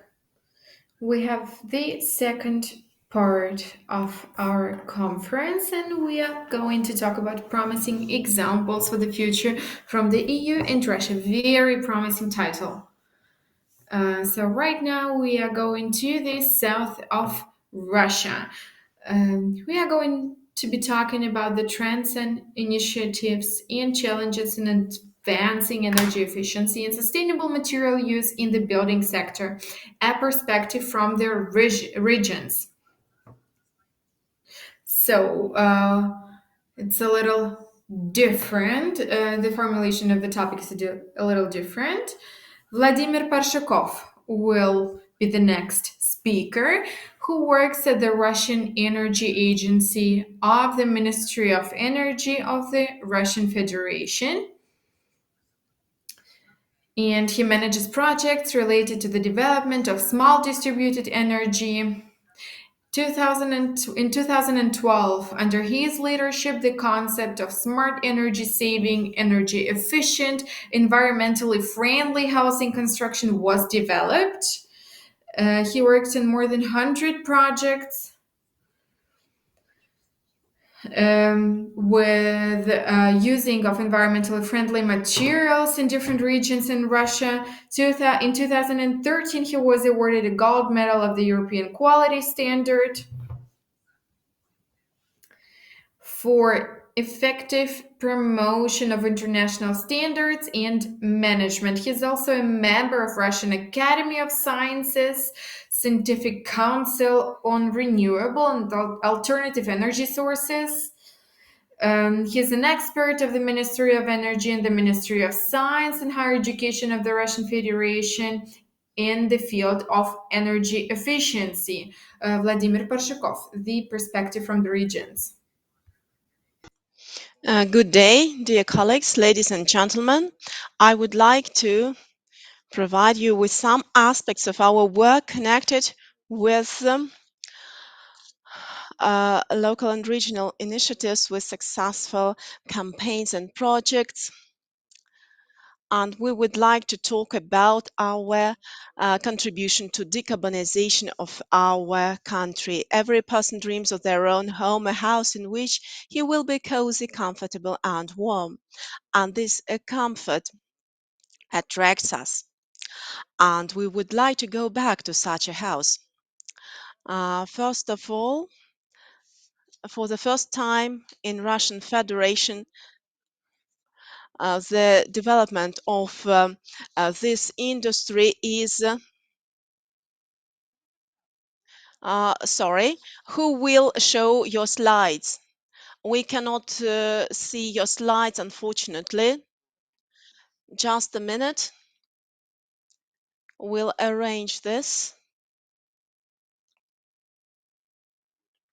Yes, we can see our slides. Now we will share our screen. Just a minute. Yes.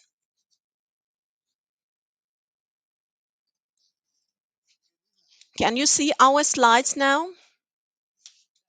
Yes, that's good now.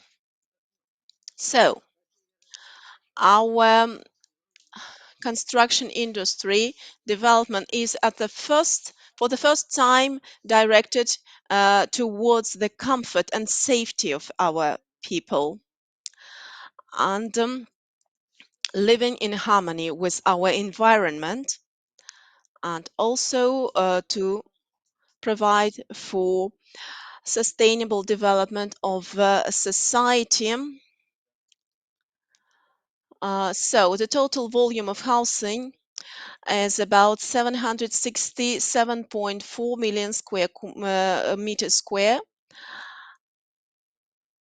and about 92% is owned, privately owned.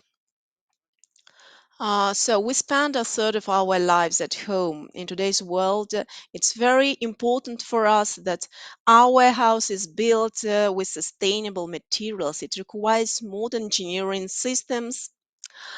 And so the role of human has changed Our client is the client of his comfortable world, and he would like to live in harmony with his environment. So what is this concept of smart energy saving, energy efficient housing construction? What should it match? uh, the concept of this is our solution, which will provide for different planning solutions, engineering solutions, materials, which will provide for our harmony. And all this is in the hands of a smart control system. So we have this abbreviation: smart energy saving, energy efficient, environmentally friendly housing construction. That's what we had in mind by developing this branch. So, if we use such energy saving sources, we can use such standards of green construction. We all have different financial possibilities. We have different views how we can interact with our environment. But in fact, people who live in those buildings, very different buildings, would like to live in equal conditions. So this is our task, and we tend to realize it. Uh, all these buildings are different in cost, but this is not very important. They all must create the equal level of comfort. So we have more or less about 4 levels of efficiency. These are standard, premium, business levels of comfort, economy, but all these levels have their concepts. You can see a house in which I live according to EU standards. It's a low energy consumption house, and all utilities cost are about 21 kilowatt. This house allows to live in harmony and in comfort. The territory is surrounded by green lawns, and we made it using very sustainable materials. The main project according which we built all our houses, almost all of them. So here you can see a house of standard level. As a rule, we have been building such houses on territories which have no gas supply. And so we needed to provide for renewable sources of energy for such houses. As you can see, we made use of ventilation and light solutions here. And we use the same solutions in some other buildings. In Europe, we made use of different materials, including foam glass, and we also learned how to use a new materials, which is a combined material of slag foam glass from carbon stations, which is called, it is called slag foam glass. And according to its characteristics, this material is has its standards, but its cost is lower. We could decrease by about 50% its cost as compared with existing materials, similar materials. And we could use it as a heat insulating plate, and we could suppress light concrete by this new material, and thus increasing heat insulating indicators. And this contributes for our health. Solar plates, which I used in my house. So its energy consumption is about 36,000 kilowatts. We used potential of all leading European and Russian companies. For example, here it was made on the basis of a Kiev factory. Also, we have partners in Germany, in Greece, and this combination of different devices helped us to provide independently our network from May to October and to have full supply of energy for our house.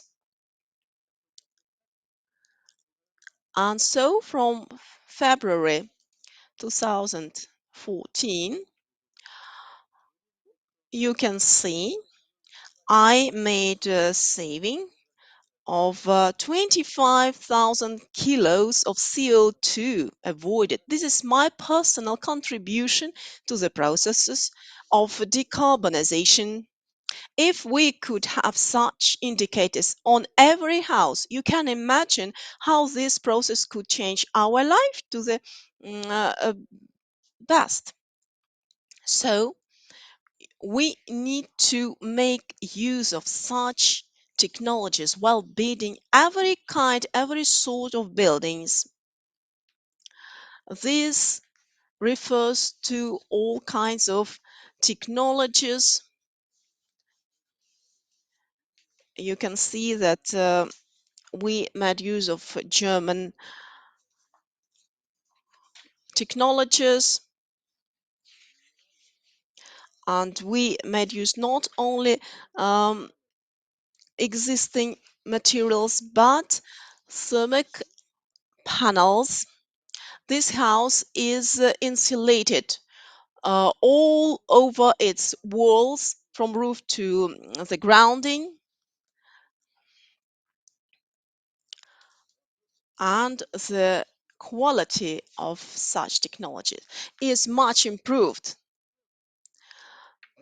All these plans are not very easy to explain to our clients, so we provide with full explanation and detailed description of our clients of all variants of using of our technical characteristics of our buildings, and we provide our clients with detailed description of all engineering communications so that they can make full use of existing conditions.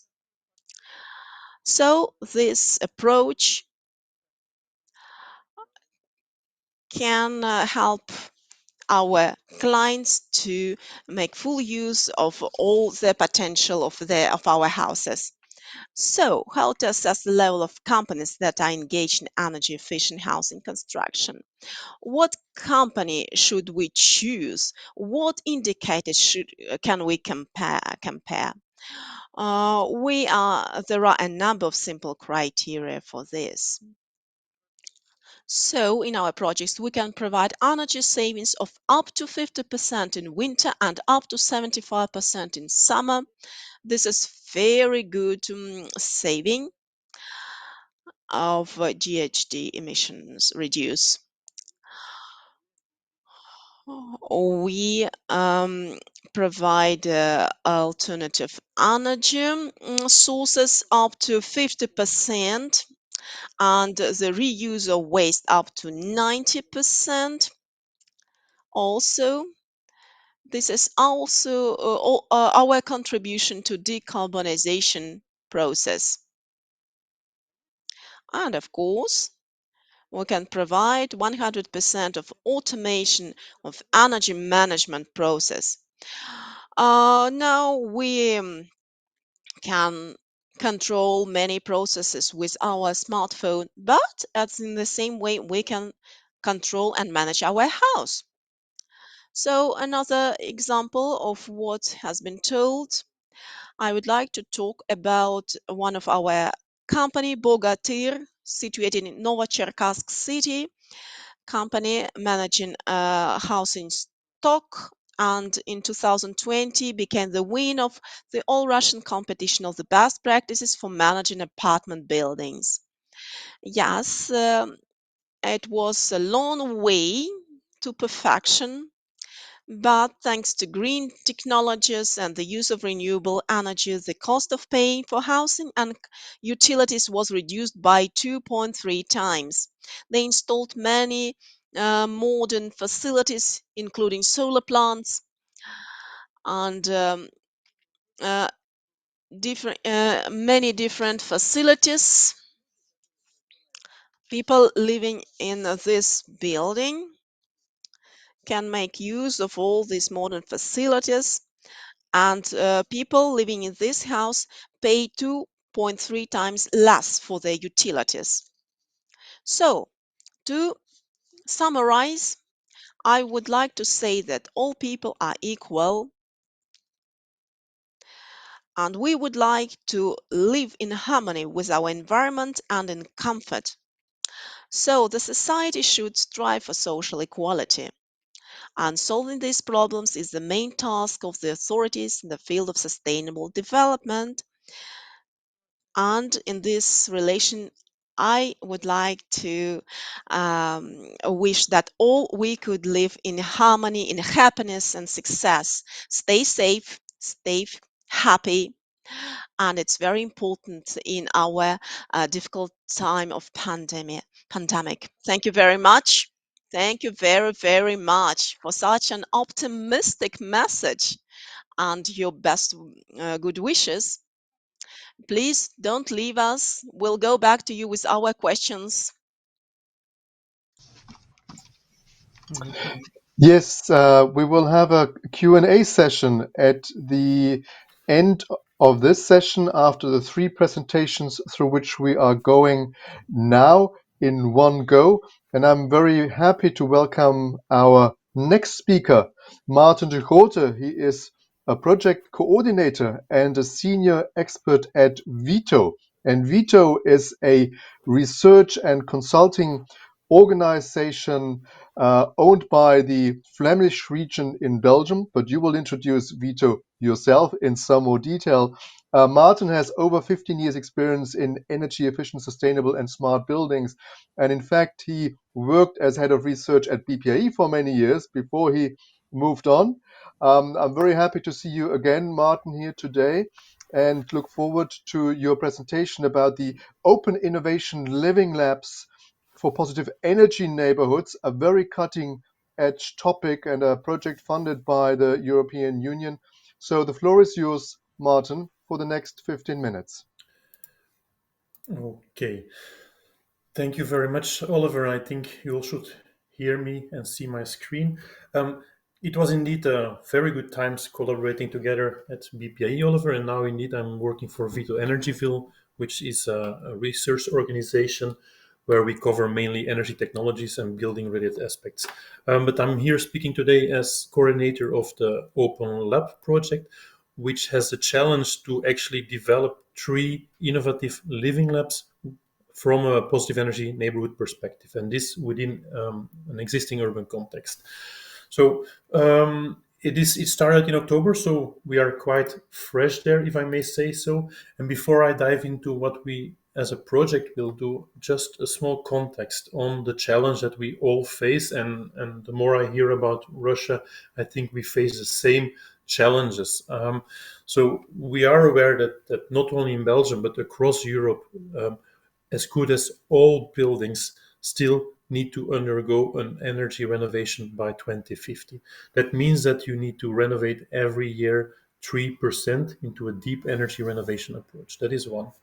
Second, we do have numbers from Belgium, however, and this also will count for Europe, but it will be different a little bit. But we do see that actually 40 to 50% of the households can actually finance a climate and a comfort renovation.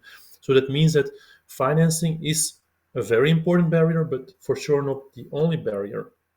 So that means that for those that cannot finance, of course, it is very crucial that we set out optimal renovation scenario. And with that we mean, like, how do you bring your house, your building, to a future-proof status from a most optimal way? What is most cost efficient, for example? At the same time, we need to industrialize the renovation to bring down the cost, and there need to be clear support for vulnerable target groups from a financial but also from a technical perspective. At the same time, for those that can finance their renovation, actually there is a need for a servitization. With servitization, I mean that we no longer need to sell a heating system, but we need to sell comfort. We need to sell heat. So we need to sell these services. And so for those target groups, it's very important that you clear out the benefits beyond energy, and that you basically give an investment perspective. So if you say that you renovate your building to the future standards, your building will have a higher value. And the last, and that is where my presentation will go about today, is that sorry, to achieve a climate neutral Europe by 2050, you basically cannot tackle a sector from an individual perspective. And what I mean with that is that we need to integrate the buildings with the industry. For example, you have to use the waste heat from the industry, but you also need to integrate buildings and mobility, use the large potential of electric vehicles for balancing the buildings and balancing it with the energy system. So this cross-sectorial integration is crucial to achieve a climate neutral Europe. So if we dive deeper in this transformational change that we need, we can no longer tackle a building from an individual perspective, or we cannot longer see energy production as a large central facility of energy production, but we have to combine all of these in actually a community level. And this community level, I think it's very important and a very interesting level to tackle actually this energy transition. By the European Commission, it was mentioned also that this collective approach is very important. And actually you have this both from a social and a technical perspective. From a social perspective, a community is actually, or a neighborhood or a district, is a very strong force to create change, to enable actually a transition. So, for example, I see it here in the village where I live. If people start installing photovoltaics, neighbors start doing so. If people start bringing their kids to school by bike, others start doing so as well. So this enabler of a community enforcement is very interesting. From a more technical perspective, you have, of course, the renovation. If you can renovate instead of one building, you can renovate 100 or 200 or even 500 buildings at the same time. Your prices drop, but also you facilitate the work and you can guide better the house owners. If you go and see from a heating perspective, the district heating is always on a neighborhood or a district perspective, which is very interesting to tackle with the novel generations, but I will cover that later more. And also from an electricity perspective, you can then go to a smartification, and you can go to a smarter energy on a district or a neighborhood level. So that's why this community or this neighborhood level is very important to tackle from an energy transition perspective. And we do see that across Europe, but also on international scale, a lot of research is ongoing to define positive energy districts. In the European Strategic Energy Technology Plan, the PET, Positive Energy District, is being is included and integrated and defined as energy efficient and energy flexible urban areas with renewable energy production which go beyond the annual use. And so the three pillars of a positive energy district are your energy efficiency, your local supply of renewables, but also the flexibility to balance the energy from the buildings with the systems. And very concrete, that means that if your house is, for example, or your building is not good oriented, but your neighbor house has a better orientation and a large roof surface, for example, you can collaborate in an energy community to balance electricity needs from both buildings. It goes beyond that, but we will check that later in this presentation. Then going back to the reasoning behind the Open Lab project is that 75% of Europeans, they live in urban areas. But if we talk about energy transition and decarbonization, quite often it are the big cities like Barcelona and Paris and Stockholm and Copenhagen that are being mentioned. But actually 700 of the 800 European cities are small to medium size. That means between 50 and 250,000 inhabitants. And that's why in the Open Lab project, we focus on Tartu in Estonia, we have Genk in Belgium, and we have Pamplona in the north of Spain. And each of these three cities are actually covering or are small or medium cities. And what we do notice that from a local government perspective, it is actually key to revitalize poor socio-economic neighborhoods. So what are the neighborhoods which are being difficult to tackle from a social perspective? Well, those need to be changed and revitalized over time.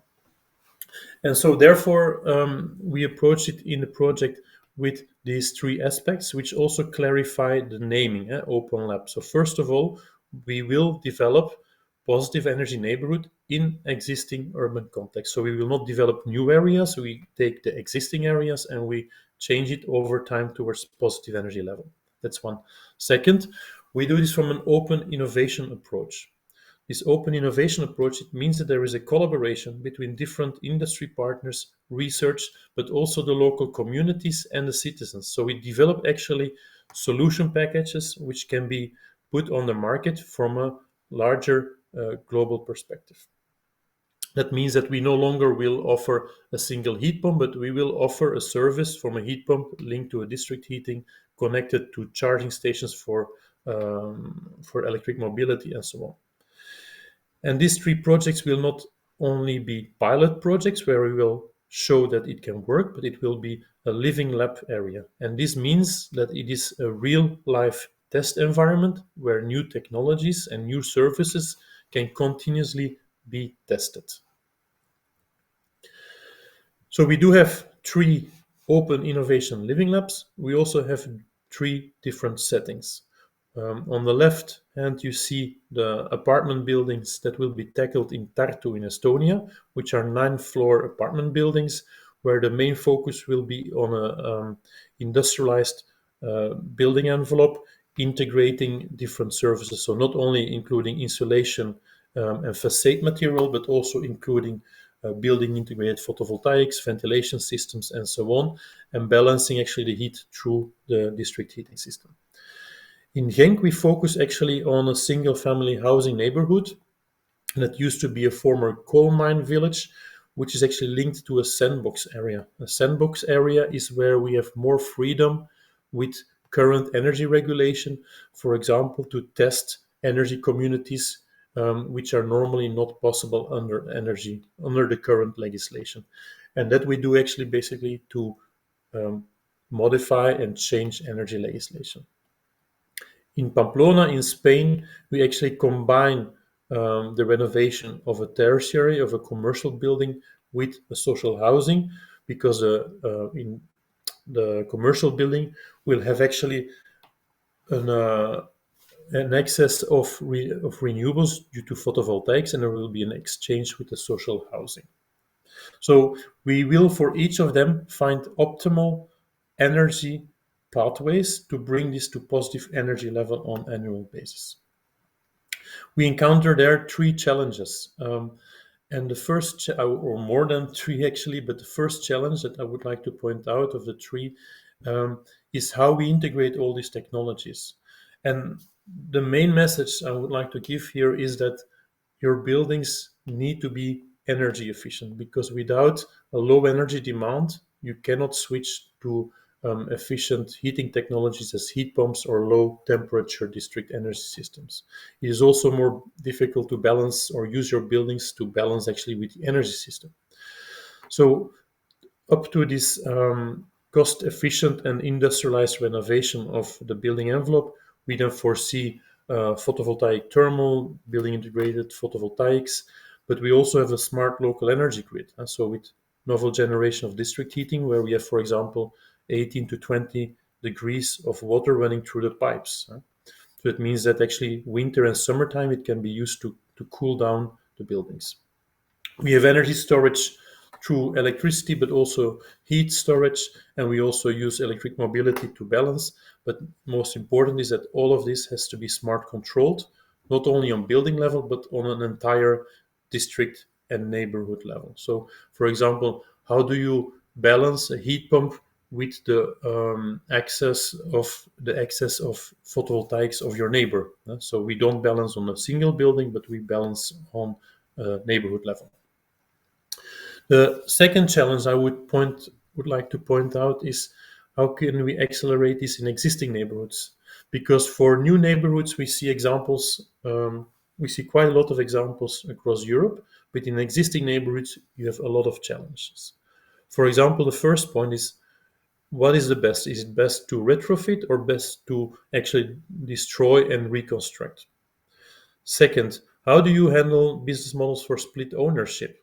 So sometimes there are tenants, sometimes building owners. How do you create business models from a neighborhood perspective there? How do we collect data from the current state? Because you need detailed data to be able to develop your business model for the future. How do we handle equipment that is there already? For example, a boiler. Can we integrate it in a new system? Can we steer it or not? And the last aspect is, how do we phase this pathway over time? And do we go first for efficiency? Do we first change the heating system? How do we integrate charging of electric vehicles? And the last thing I would like to point out is the more and more we shift to the use of digital twins. But the question is, what scale of detail do we need for the development of and the steering of this energy system from a neighborhood level? Because we can go in extreme details, but it takes time, that takes money. So to what level of detail do you need to develop your digital twins from this neighborhood perspective? And just I would like to point an example here is we did a first assessment of different neighborhoods in the Genk area in Belgium, where we are based. And you see here 6 different neighborhoods where we included different renovation measures. So on each whisker box, you see current situation, and then you have different individual measures, and the last 3 are actually different renovation measures put together. And what is key there is, to what level do you need to actually renovate the building to allow this smartification and your positive energy neighborhood level? And what we say there is, if you go and check to your specific heating power, you roughly could say, like, if you achieve 100 watt per square meter, you actually can switch to heat pumps, you can switch to low energy district heating systems. And so that is the ideal frontier that you need to look for. But what does it mean? That means that in some buildings, you don't need to go to the heavy, deep renovation, but actually medium to light renovation is sufficient to achieve this. And for example, in the second district, what you see here is that from light up to heavy renovation, it's a difference of 50,000 euros to 126,000 euros that we calculated for these renovation measures. So that is where we say that you need to look for what are the most optimal scenarios to achieve this positive energy neighborhood level. This was just an example of what kind of calculations we do on neighborhood level. This is just from the energy efficiency. And later on, we then drop different technologies, combining them as well. And then the last challenge, and I think maybe even the most important, is how do you engage with the people living in the neighborhood? You see here 3 pictures of the neighborhood we will tackle. And how do you approach them? we say it is key to really have a participatory approach and not only trying to raise awareness. So it is not enough to say that or to convince people that they should change. They really need to be taken on the road. You need to guide them and they have to participate in this process as an active player. That is one. Second, to do so, for each of the actor from the quadruple helix, you need to have a value proposition. So for the tenants, for the housing owners, you need a value proposition. Of course, also for the industry, but also for the local city. So the local government needs to be involved. So what is their value that they will get there? And last, this will then actually lead to an organizational model for a positive energy neighborhood. So what we mean with an organizational model is your business cases will look completely different. How do you make decisions from this perspective on a neighborhood approach? And that is what we will develop. And just to make an analogy here is that we here around the table, I presume we're all energy experts or technical experts or policymakers.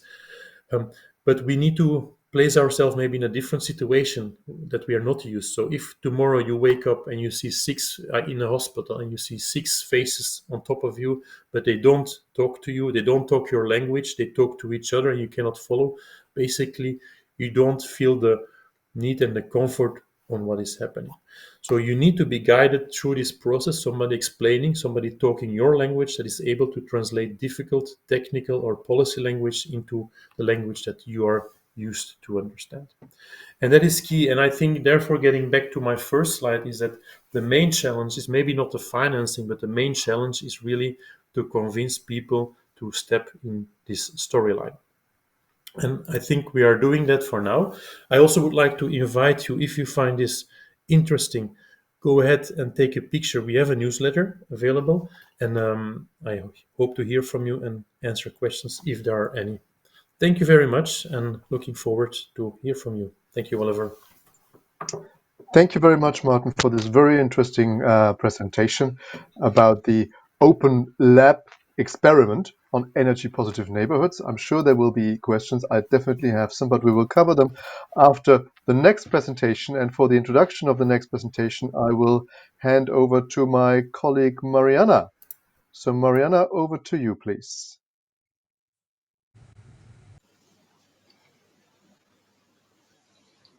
Итак, so thank you very much. Now we go to Tumen. Our country is very large, and so it takes time to go from one city to another. Now we're going to hear the review the private sector perspective for a decarbonized construction sector in Russia, the case of Tumen. And this report will be provided by Ekaterina Sedunova, who is the leading specialist in the direction of sustainable development at Brusnika, a Russian specialized real estate development company. She began her career and in a research company SPIPA and joined Brusnika in 2018. After some time, Ekaterina began to devote more time to sustainable development issues and thus becoming the first in-house specialist in the direction of sustainable development in Russia in a real estate development company. So about this project, we wrote in our magazine. We dedicated a special article to this subject. So, Ekaterina, you have the floor. We are eager to listen about your project. Good day, dear colleagues. Thank you very much for having invited me. First of all, I would like to share our experience and I will say a few words about our company. Brusnika is a Russian development company. Our main office is located in Yekaterinburg, but I'm now in Tumen. And now we are building houses in many cities in Russia, including in Moscow and Moscow region. Why do we need deal with sustainable development issues? We have three purposes. So, reduce power consumption, reduce the impact of development on environment, and as a consequence of two others, improve product quality. So perhaps many of you have heard already about our constructions which were awarded prizes and standards according to international standards. So we've been awarded standards by Building Research Establishment UK Institute. We wanted to introduce international practice in our work because in Russia, unfortunately, we lack such directions of work. So we wanted to test such international standards in our work. So also we need to work with social factors drivers. I'll show you what we are doing now. The next one is research of our new directions and the attraction of new specialists. Also, we would like to attract new environmental and engineering specialists. And also, we would like to introduce new quality standards. We also have such standards and we tend to perfection. A few words about our territory. It is located in Tumen. You can see it is marked in blue on our chart, on our slide. This territory for Siberian Tumen is very important because from here originates Tumen river navigating system. What do you want to see here? What do you want to develop here? First of all, to conserve our historical center. And we would like to focus on this. Also, we would like to recultivate our territories, which also needs our increased attention. Also, we need to pay attention to waste reuse. Also, we would like pay special attention to this issue. Also, our water management. As we are situated on the bank of a river, and this river is not stable, its level can raise by about 8-9 meters in spring. So it will be very interesting for us to develop different issues of water management. Also, would like to introduce electric cars, charge stations for our residents and other people. What we would like to introduce here,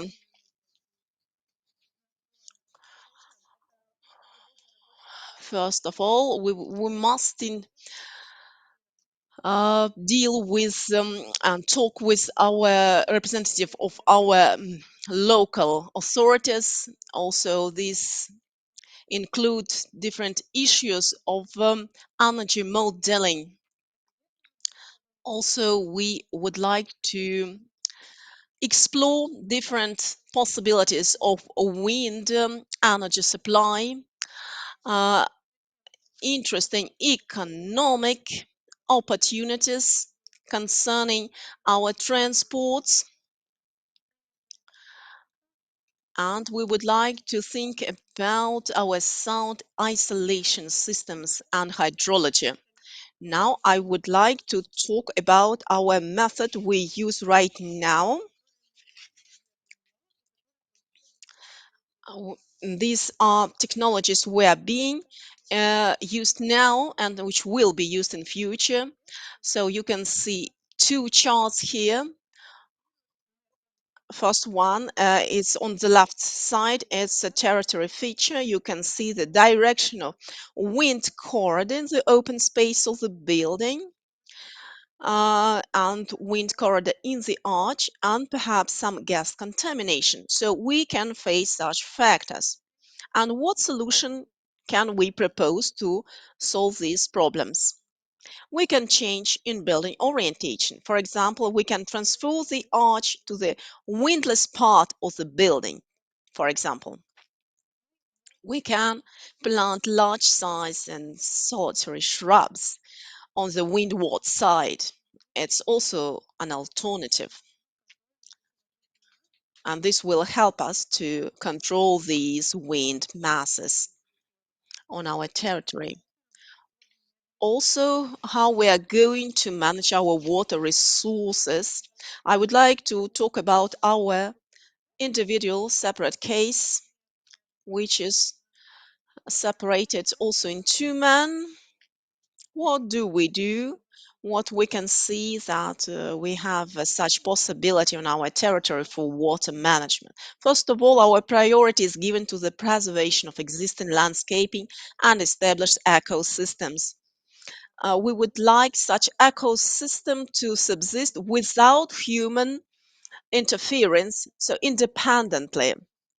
At the same time, we would like to add additional landscaping of the coastal zone.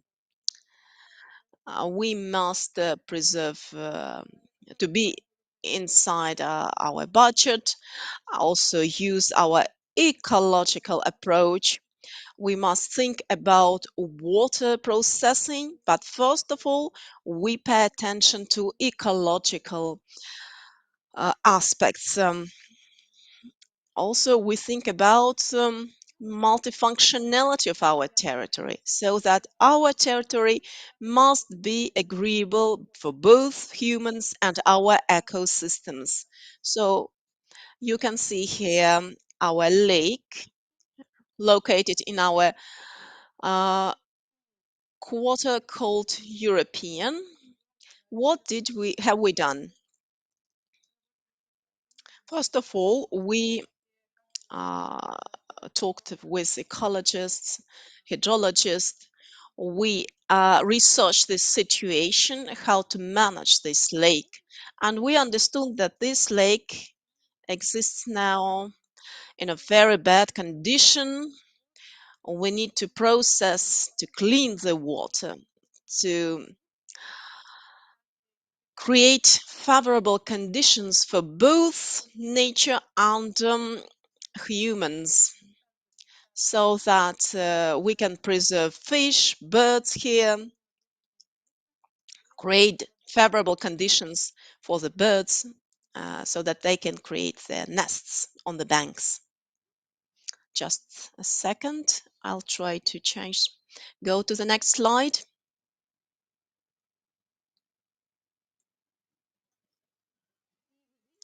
And you can see on this slide, we made uh, these photos.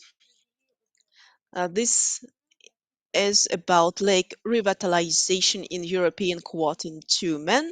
On the left side, you can see the situation dating, which was taken about 2 years ago.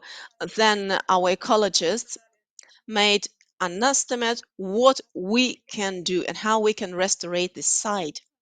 And so we plan this spring, the lake will be totally restored.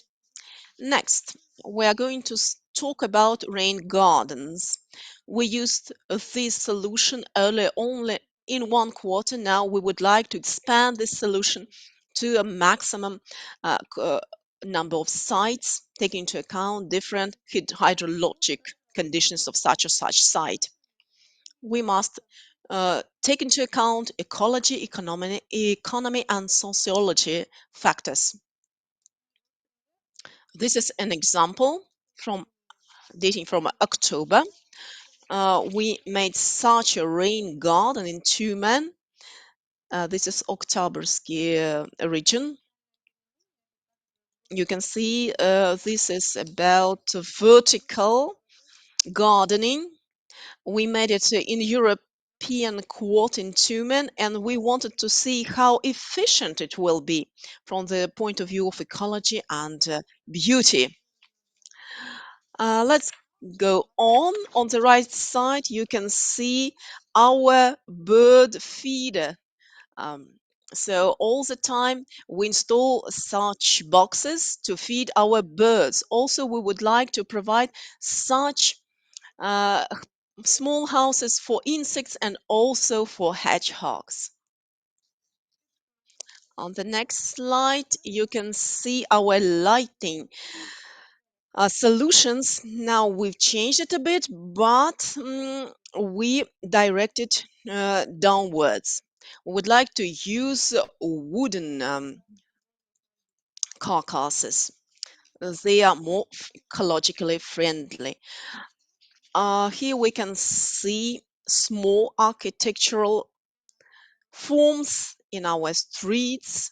Unfortunately, now many constructions for children are made out of metals. Now we tend to use ecologically friendly materials, wood, r- rubber. You can see in our playgrounds in Tumen, we dedicated special places for children for their education, for example, in the sand pipes, and it helps our children to develop their imagination. And to summarize, I would like to say a few words about a sustainable development importance for construction companies. Any construction company is interested in such technology introduction. We reduce investment risk due to early verification of recommended solutions using various types of simulations.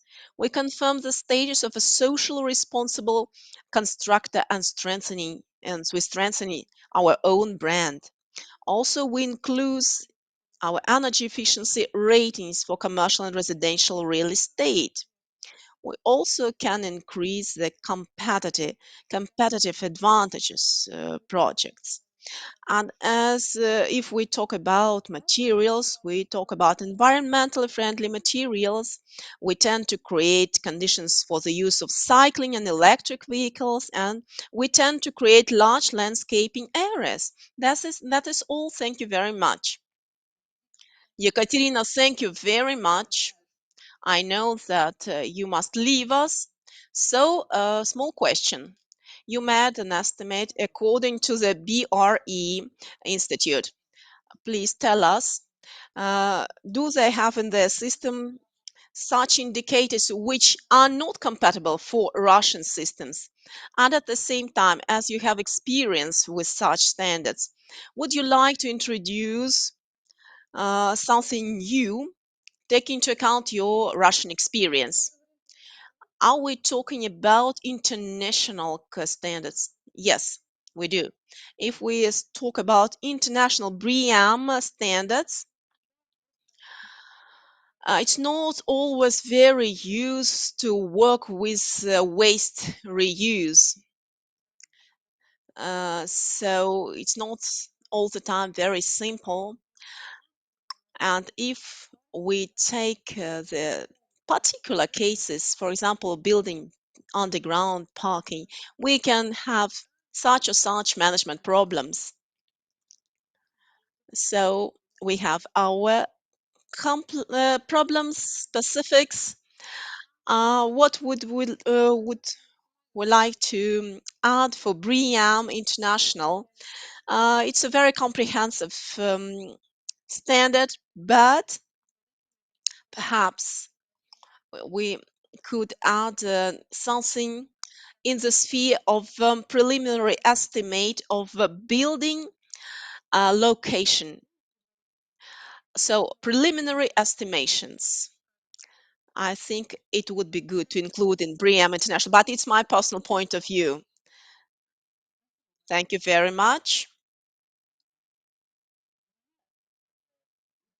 Ekaterina. So, we would like to say you now. We can tell you goodbye for the moment being. I have two questions to Vladimir Parshakov. If you allow me from our chat, directed to Vladimir Parshakov. If you are with us, please turn on your camera. Vladimir, are you with us? Yes. So the question is as follows. Very quick. What is the price of 1 square meter of your energy efficient, ecologically friendly house? Very quickly, approximately. My own house was built in 2012, and it so 1 square meter cost me 28,000 rubles, according to the prices of 2012. And one more question: what about what from standards of energy efficient buildings you introduced in your buildings, and what did you realize for summer houses? So the main difference is that it was planned according to all heating, ventilation, and conditioning standards according to the main ecologically friendly basis. So it is a comprehensive, unique technology. And I speak about heat pump, about air conditioning, and energy accumulation, and ventilation of all and circulation of all operations. Thank you very much. And the last question. You have large experience of cooperation with the state authorities. What are key factors of success? What were the main problems? Very quickly, please. Success comes when you propose adequate solutions, which differ significantly from those of your competitors. We propose such solutions which could not have been realized in our competitors. So I talk about management, comfort, and ecology, and the price. How could we interact with our authorities? The main problem is that our policy makers are very hard to interact with. Not You must propose them too very clear solutions. Very often we have such a situation that we can propose, they cannot do it. But if our policymakers understand what we want to do, the success is sure to be accessed. Now, Oliver, you have the floor for all other questions.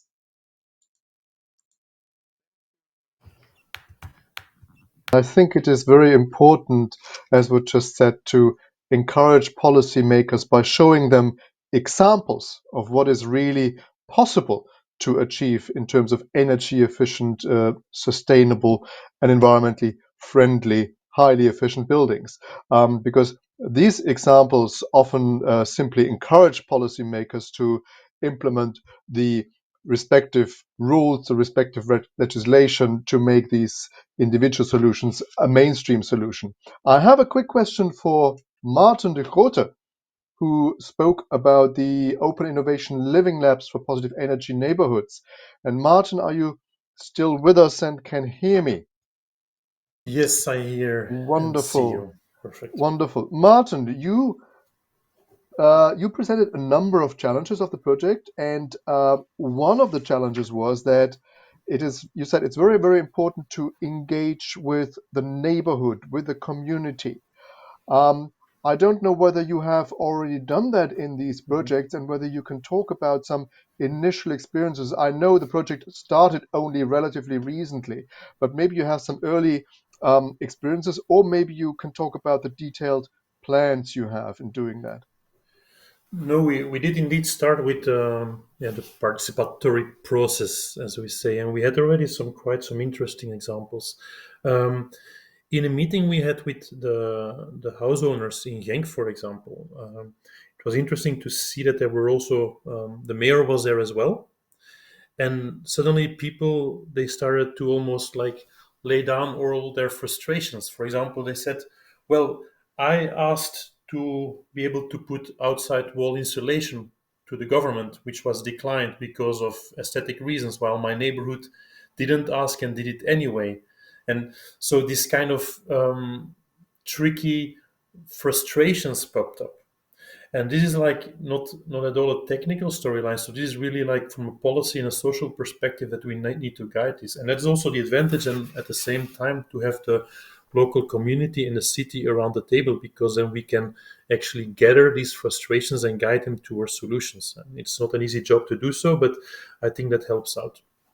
A second example is maybe the Tartu case, where we have these large apartment buildings as you saw them. And most of these apartment buildings, these individual dwellings, are owned by the people living in there. So you have actually many different owners with different opinions, which are managed by housing associations. And so there it is important to see what rules are there to implement change from a technical perspective. Is it a majority of the people that need to agree with the change? How is the financing? How does that work? And so on. So there it's really this, again, the social storyline that you need to take them into account. So in this participation processes, do you speak only with the tenants, with the people who directly live in the buildings, or do you extend that dialogue also to include the local and regional policymakers so that they hear firsthand from the people? No, definitely. In actually every project or every living lab in the three cities, the local cities are part of the consortium as well. I think without them, we cannot make it. It's key to have them in there. So yes, they are on board, and in every workshop, let's say, in every interaction with the building owners, they are part of the conversation as well. We try to protect them sometimes for this frustration. But I would like to point out one more thing, is that it's not only the policy or the cities that are part, but also we look to the surroundings. For example, in Belgium, in the Genk case, we have the north of the neighborhood. There is a football stadium of the first-class soccer team, or the first-class football team. And they need a lot of heat for heating up their fields. It's not very ecological to do so, but that's the way how it goes on this moment. And so we actually see this inter-exchange between the heating system, and it's actually kind of a ground-coupled heat exchange that we then will do between the neighborhood and the football stadium. So we look to the broader context as well, and that helps actually for this participatory process, because the people living in this social housing, they're not very much interested in energy, but they're very much interested in football. So if we do invite them in the football stadium to do our workshops, they're very willing to come and to participate. So we need to look for these kind of trigger systems to really make change. Okay, excellent. Well, really innovative ideas to have a meeting in a football stadium, in a soccer stadium about energy efficient housing. But why not? If it attracts the audience, if it attracts the right people, excellent. Mariana, do you have any specific question to Martin about the projects from your side? Мне очень понравилось. I really like the comparison of our sphere with football. Yes, this is true. People are rather interested in football. And if we continue our conferences and seminars, maybe we should organize it as a game.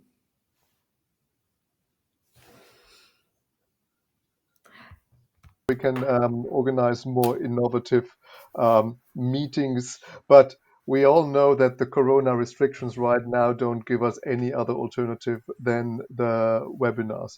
So thank you very much again, Martin, for your presentation. Thank you to all the other speakers. Mariana, I fear that we will have to come to the conclusion of our webinar series. I would maybe just mention a few key takeaways from my perspective before I give you the floor, Mariana, to maybe talk about the key takeaways from your perspective. Now, what has become clear to me in these past 4 events, which we now had together with the final event today, I think it's clear that there are a lot of policy ideas how to make building renovation happen, how to make sure that our new buildings are truly sustainable and much more energy friendly. And I think the challenge really lies in implementing these policy ideas, working with policymakers on the ground to implement them, to make them happen, to make them as the guiding rules when we talk about renovation. So the challenge really is in implementation. The challenge is not so much in having the ideas. And a second key takeaway for me is also that, well, we've seen many really good examples from companies, from the private sector, from industry, who's taking leadership. Often these are pilot projects, they're individual projects. So I think we need to make a big effort to support these private sector leaders and to make sure that these solutions they're presenting again become mainstream in the market, in the energy efficiency market, in the renovation market for buildings. I think that is something where policymakers in particular also could provide support, and where we simply need to create more awareness about the solutions from the private sector.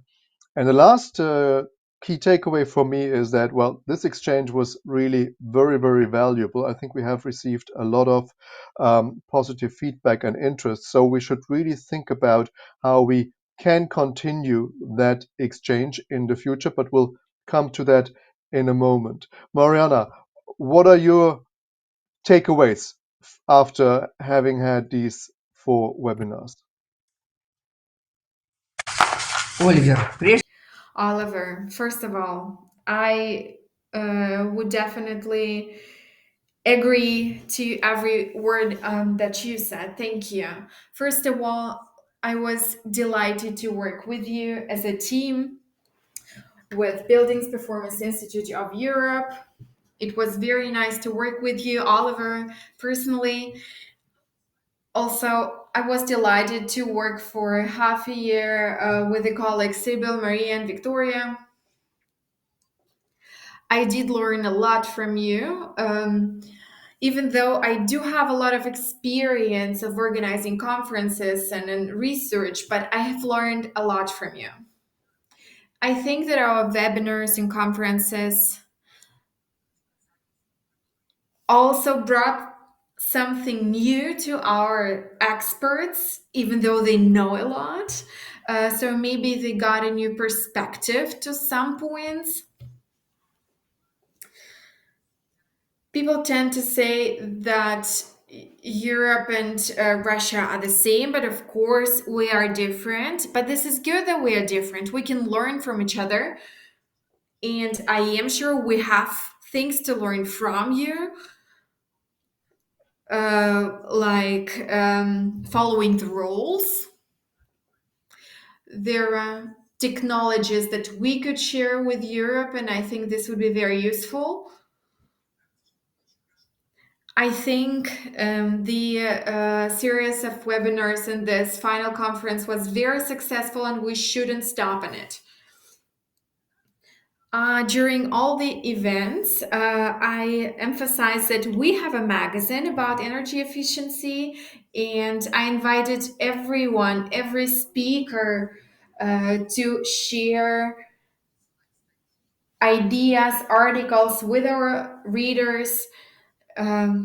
Soon, the article from Yarek Kurnitsky will appear in our magazine. I think he was participating in the first webinar. He presented the case of Estonia.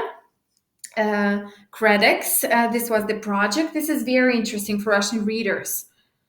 We do have similar buildings built in Soviet period, and their reconstruction experience is extremely interesting for us, especially the ventilation, because unfortunately in Russia this is not a point on the agenda, as has been said. We do pay attention to window exchange, to painting and coloring, substituting of engineering technologies, but no one pays attention to ventilation. And I think it could be explained by the fact that we do not see the air. But the air is one of the most important things for our health and our life. So I am very pleased that we succeeded in our webinars. I think there is going to be a final report. It's following. And I do wish for our next events a little bit of football.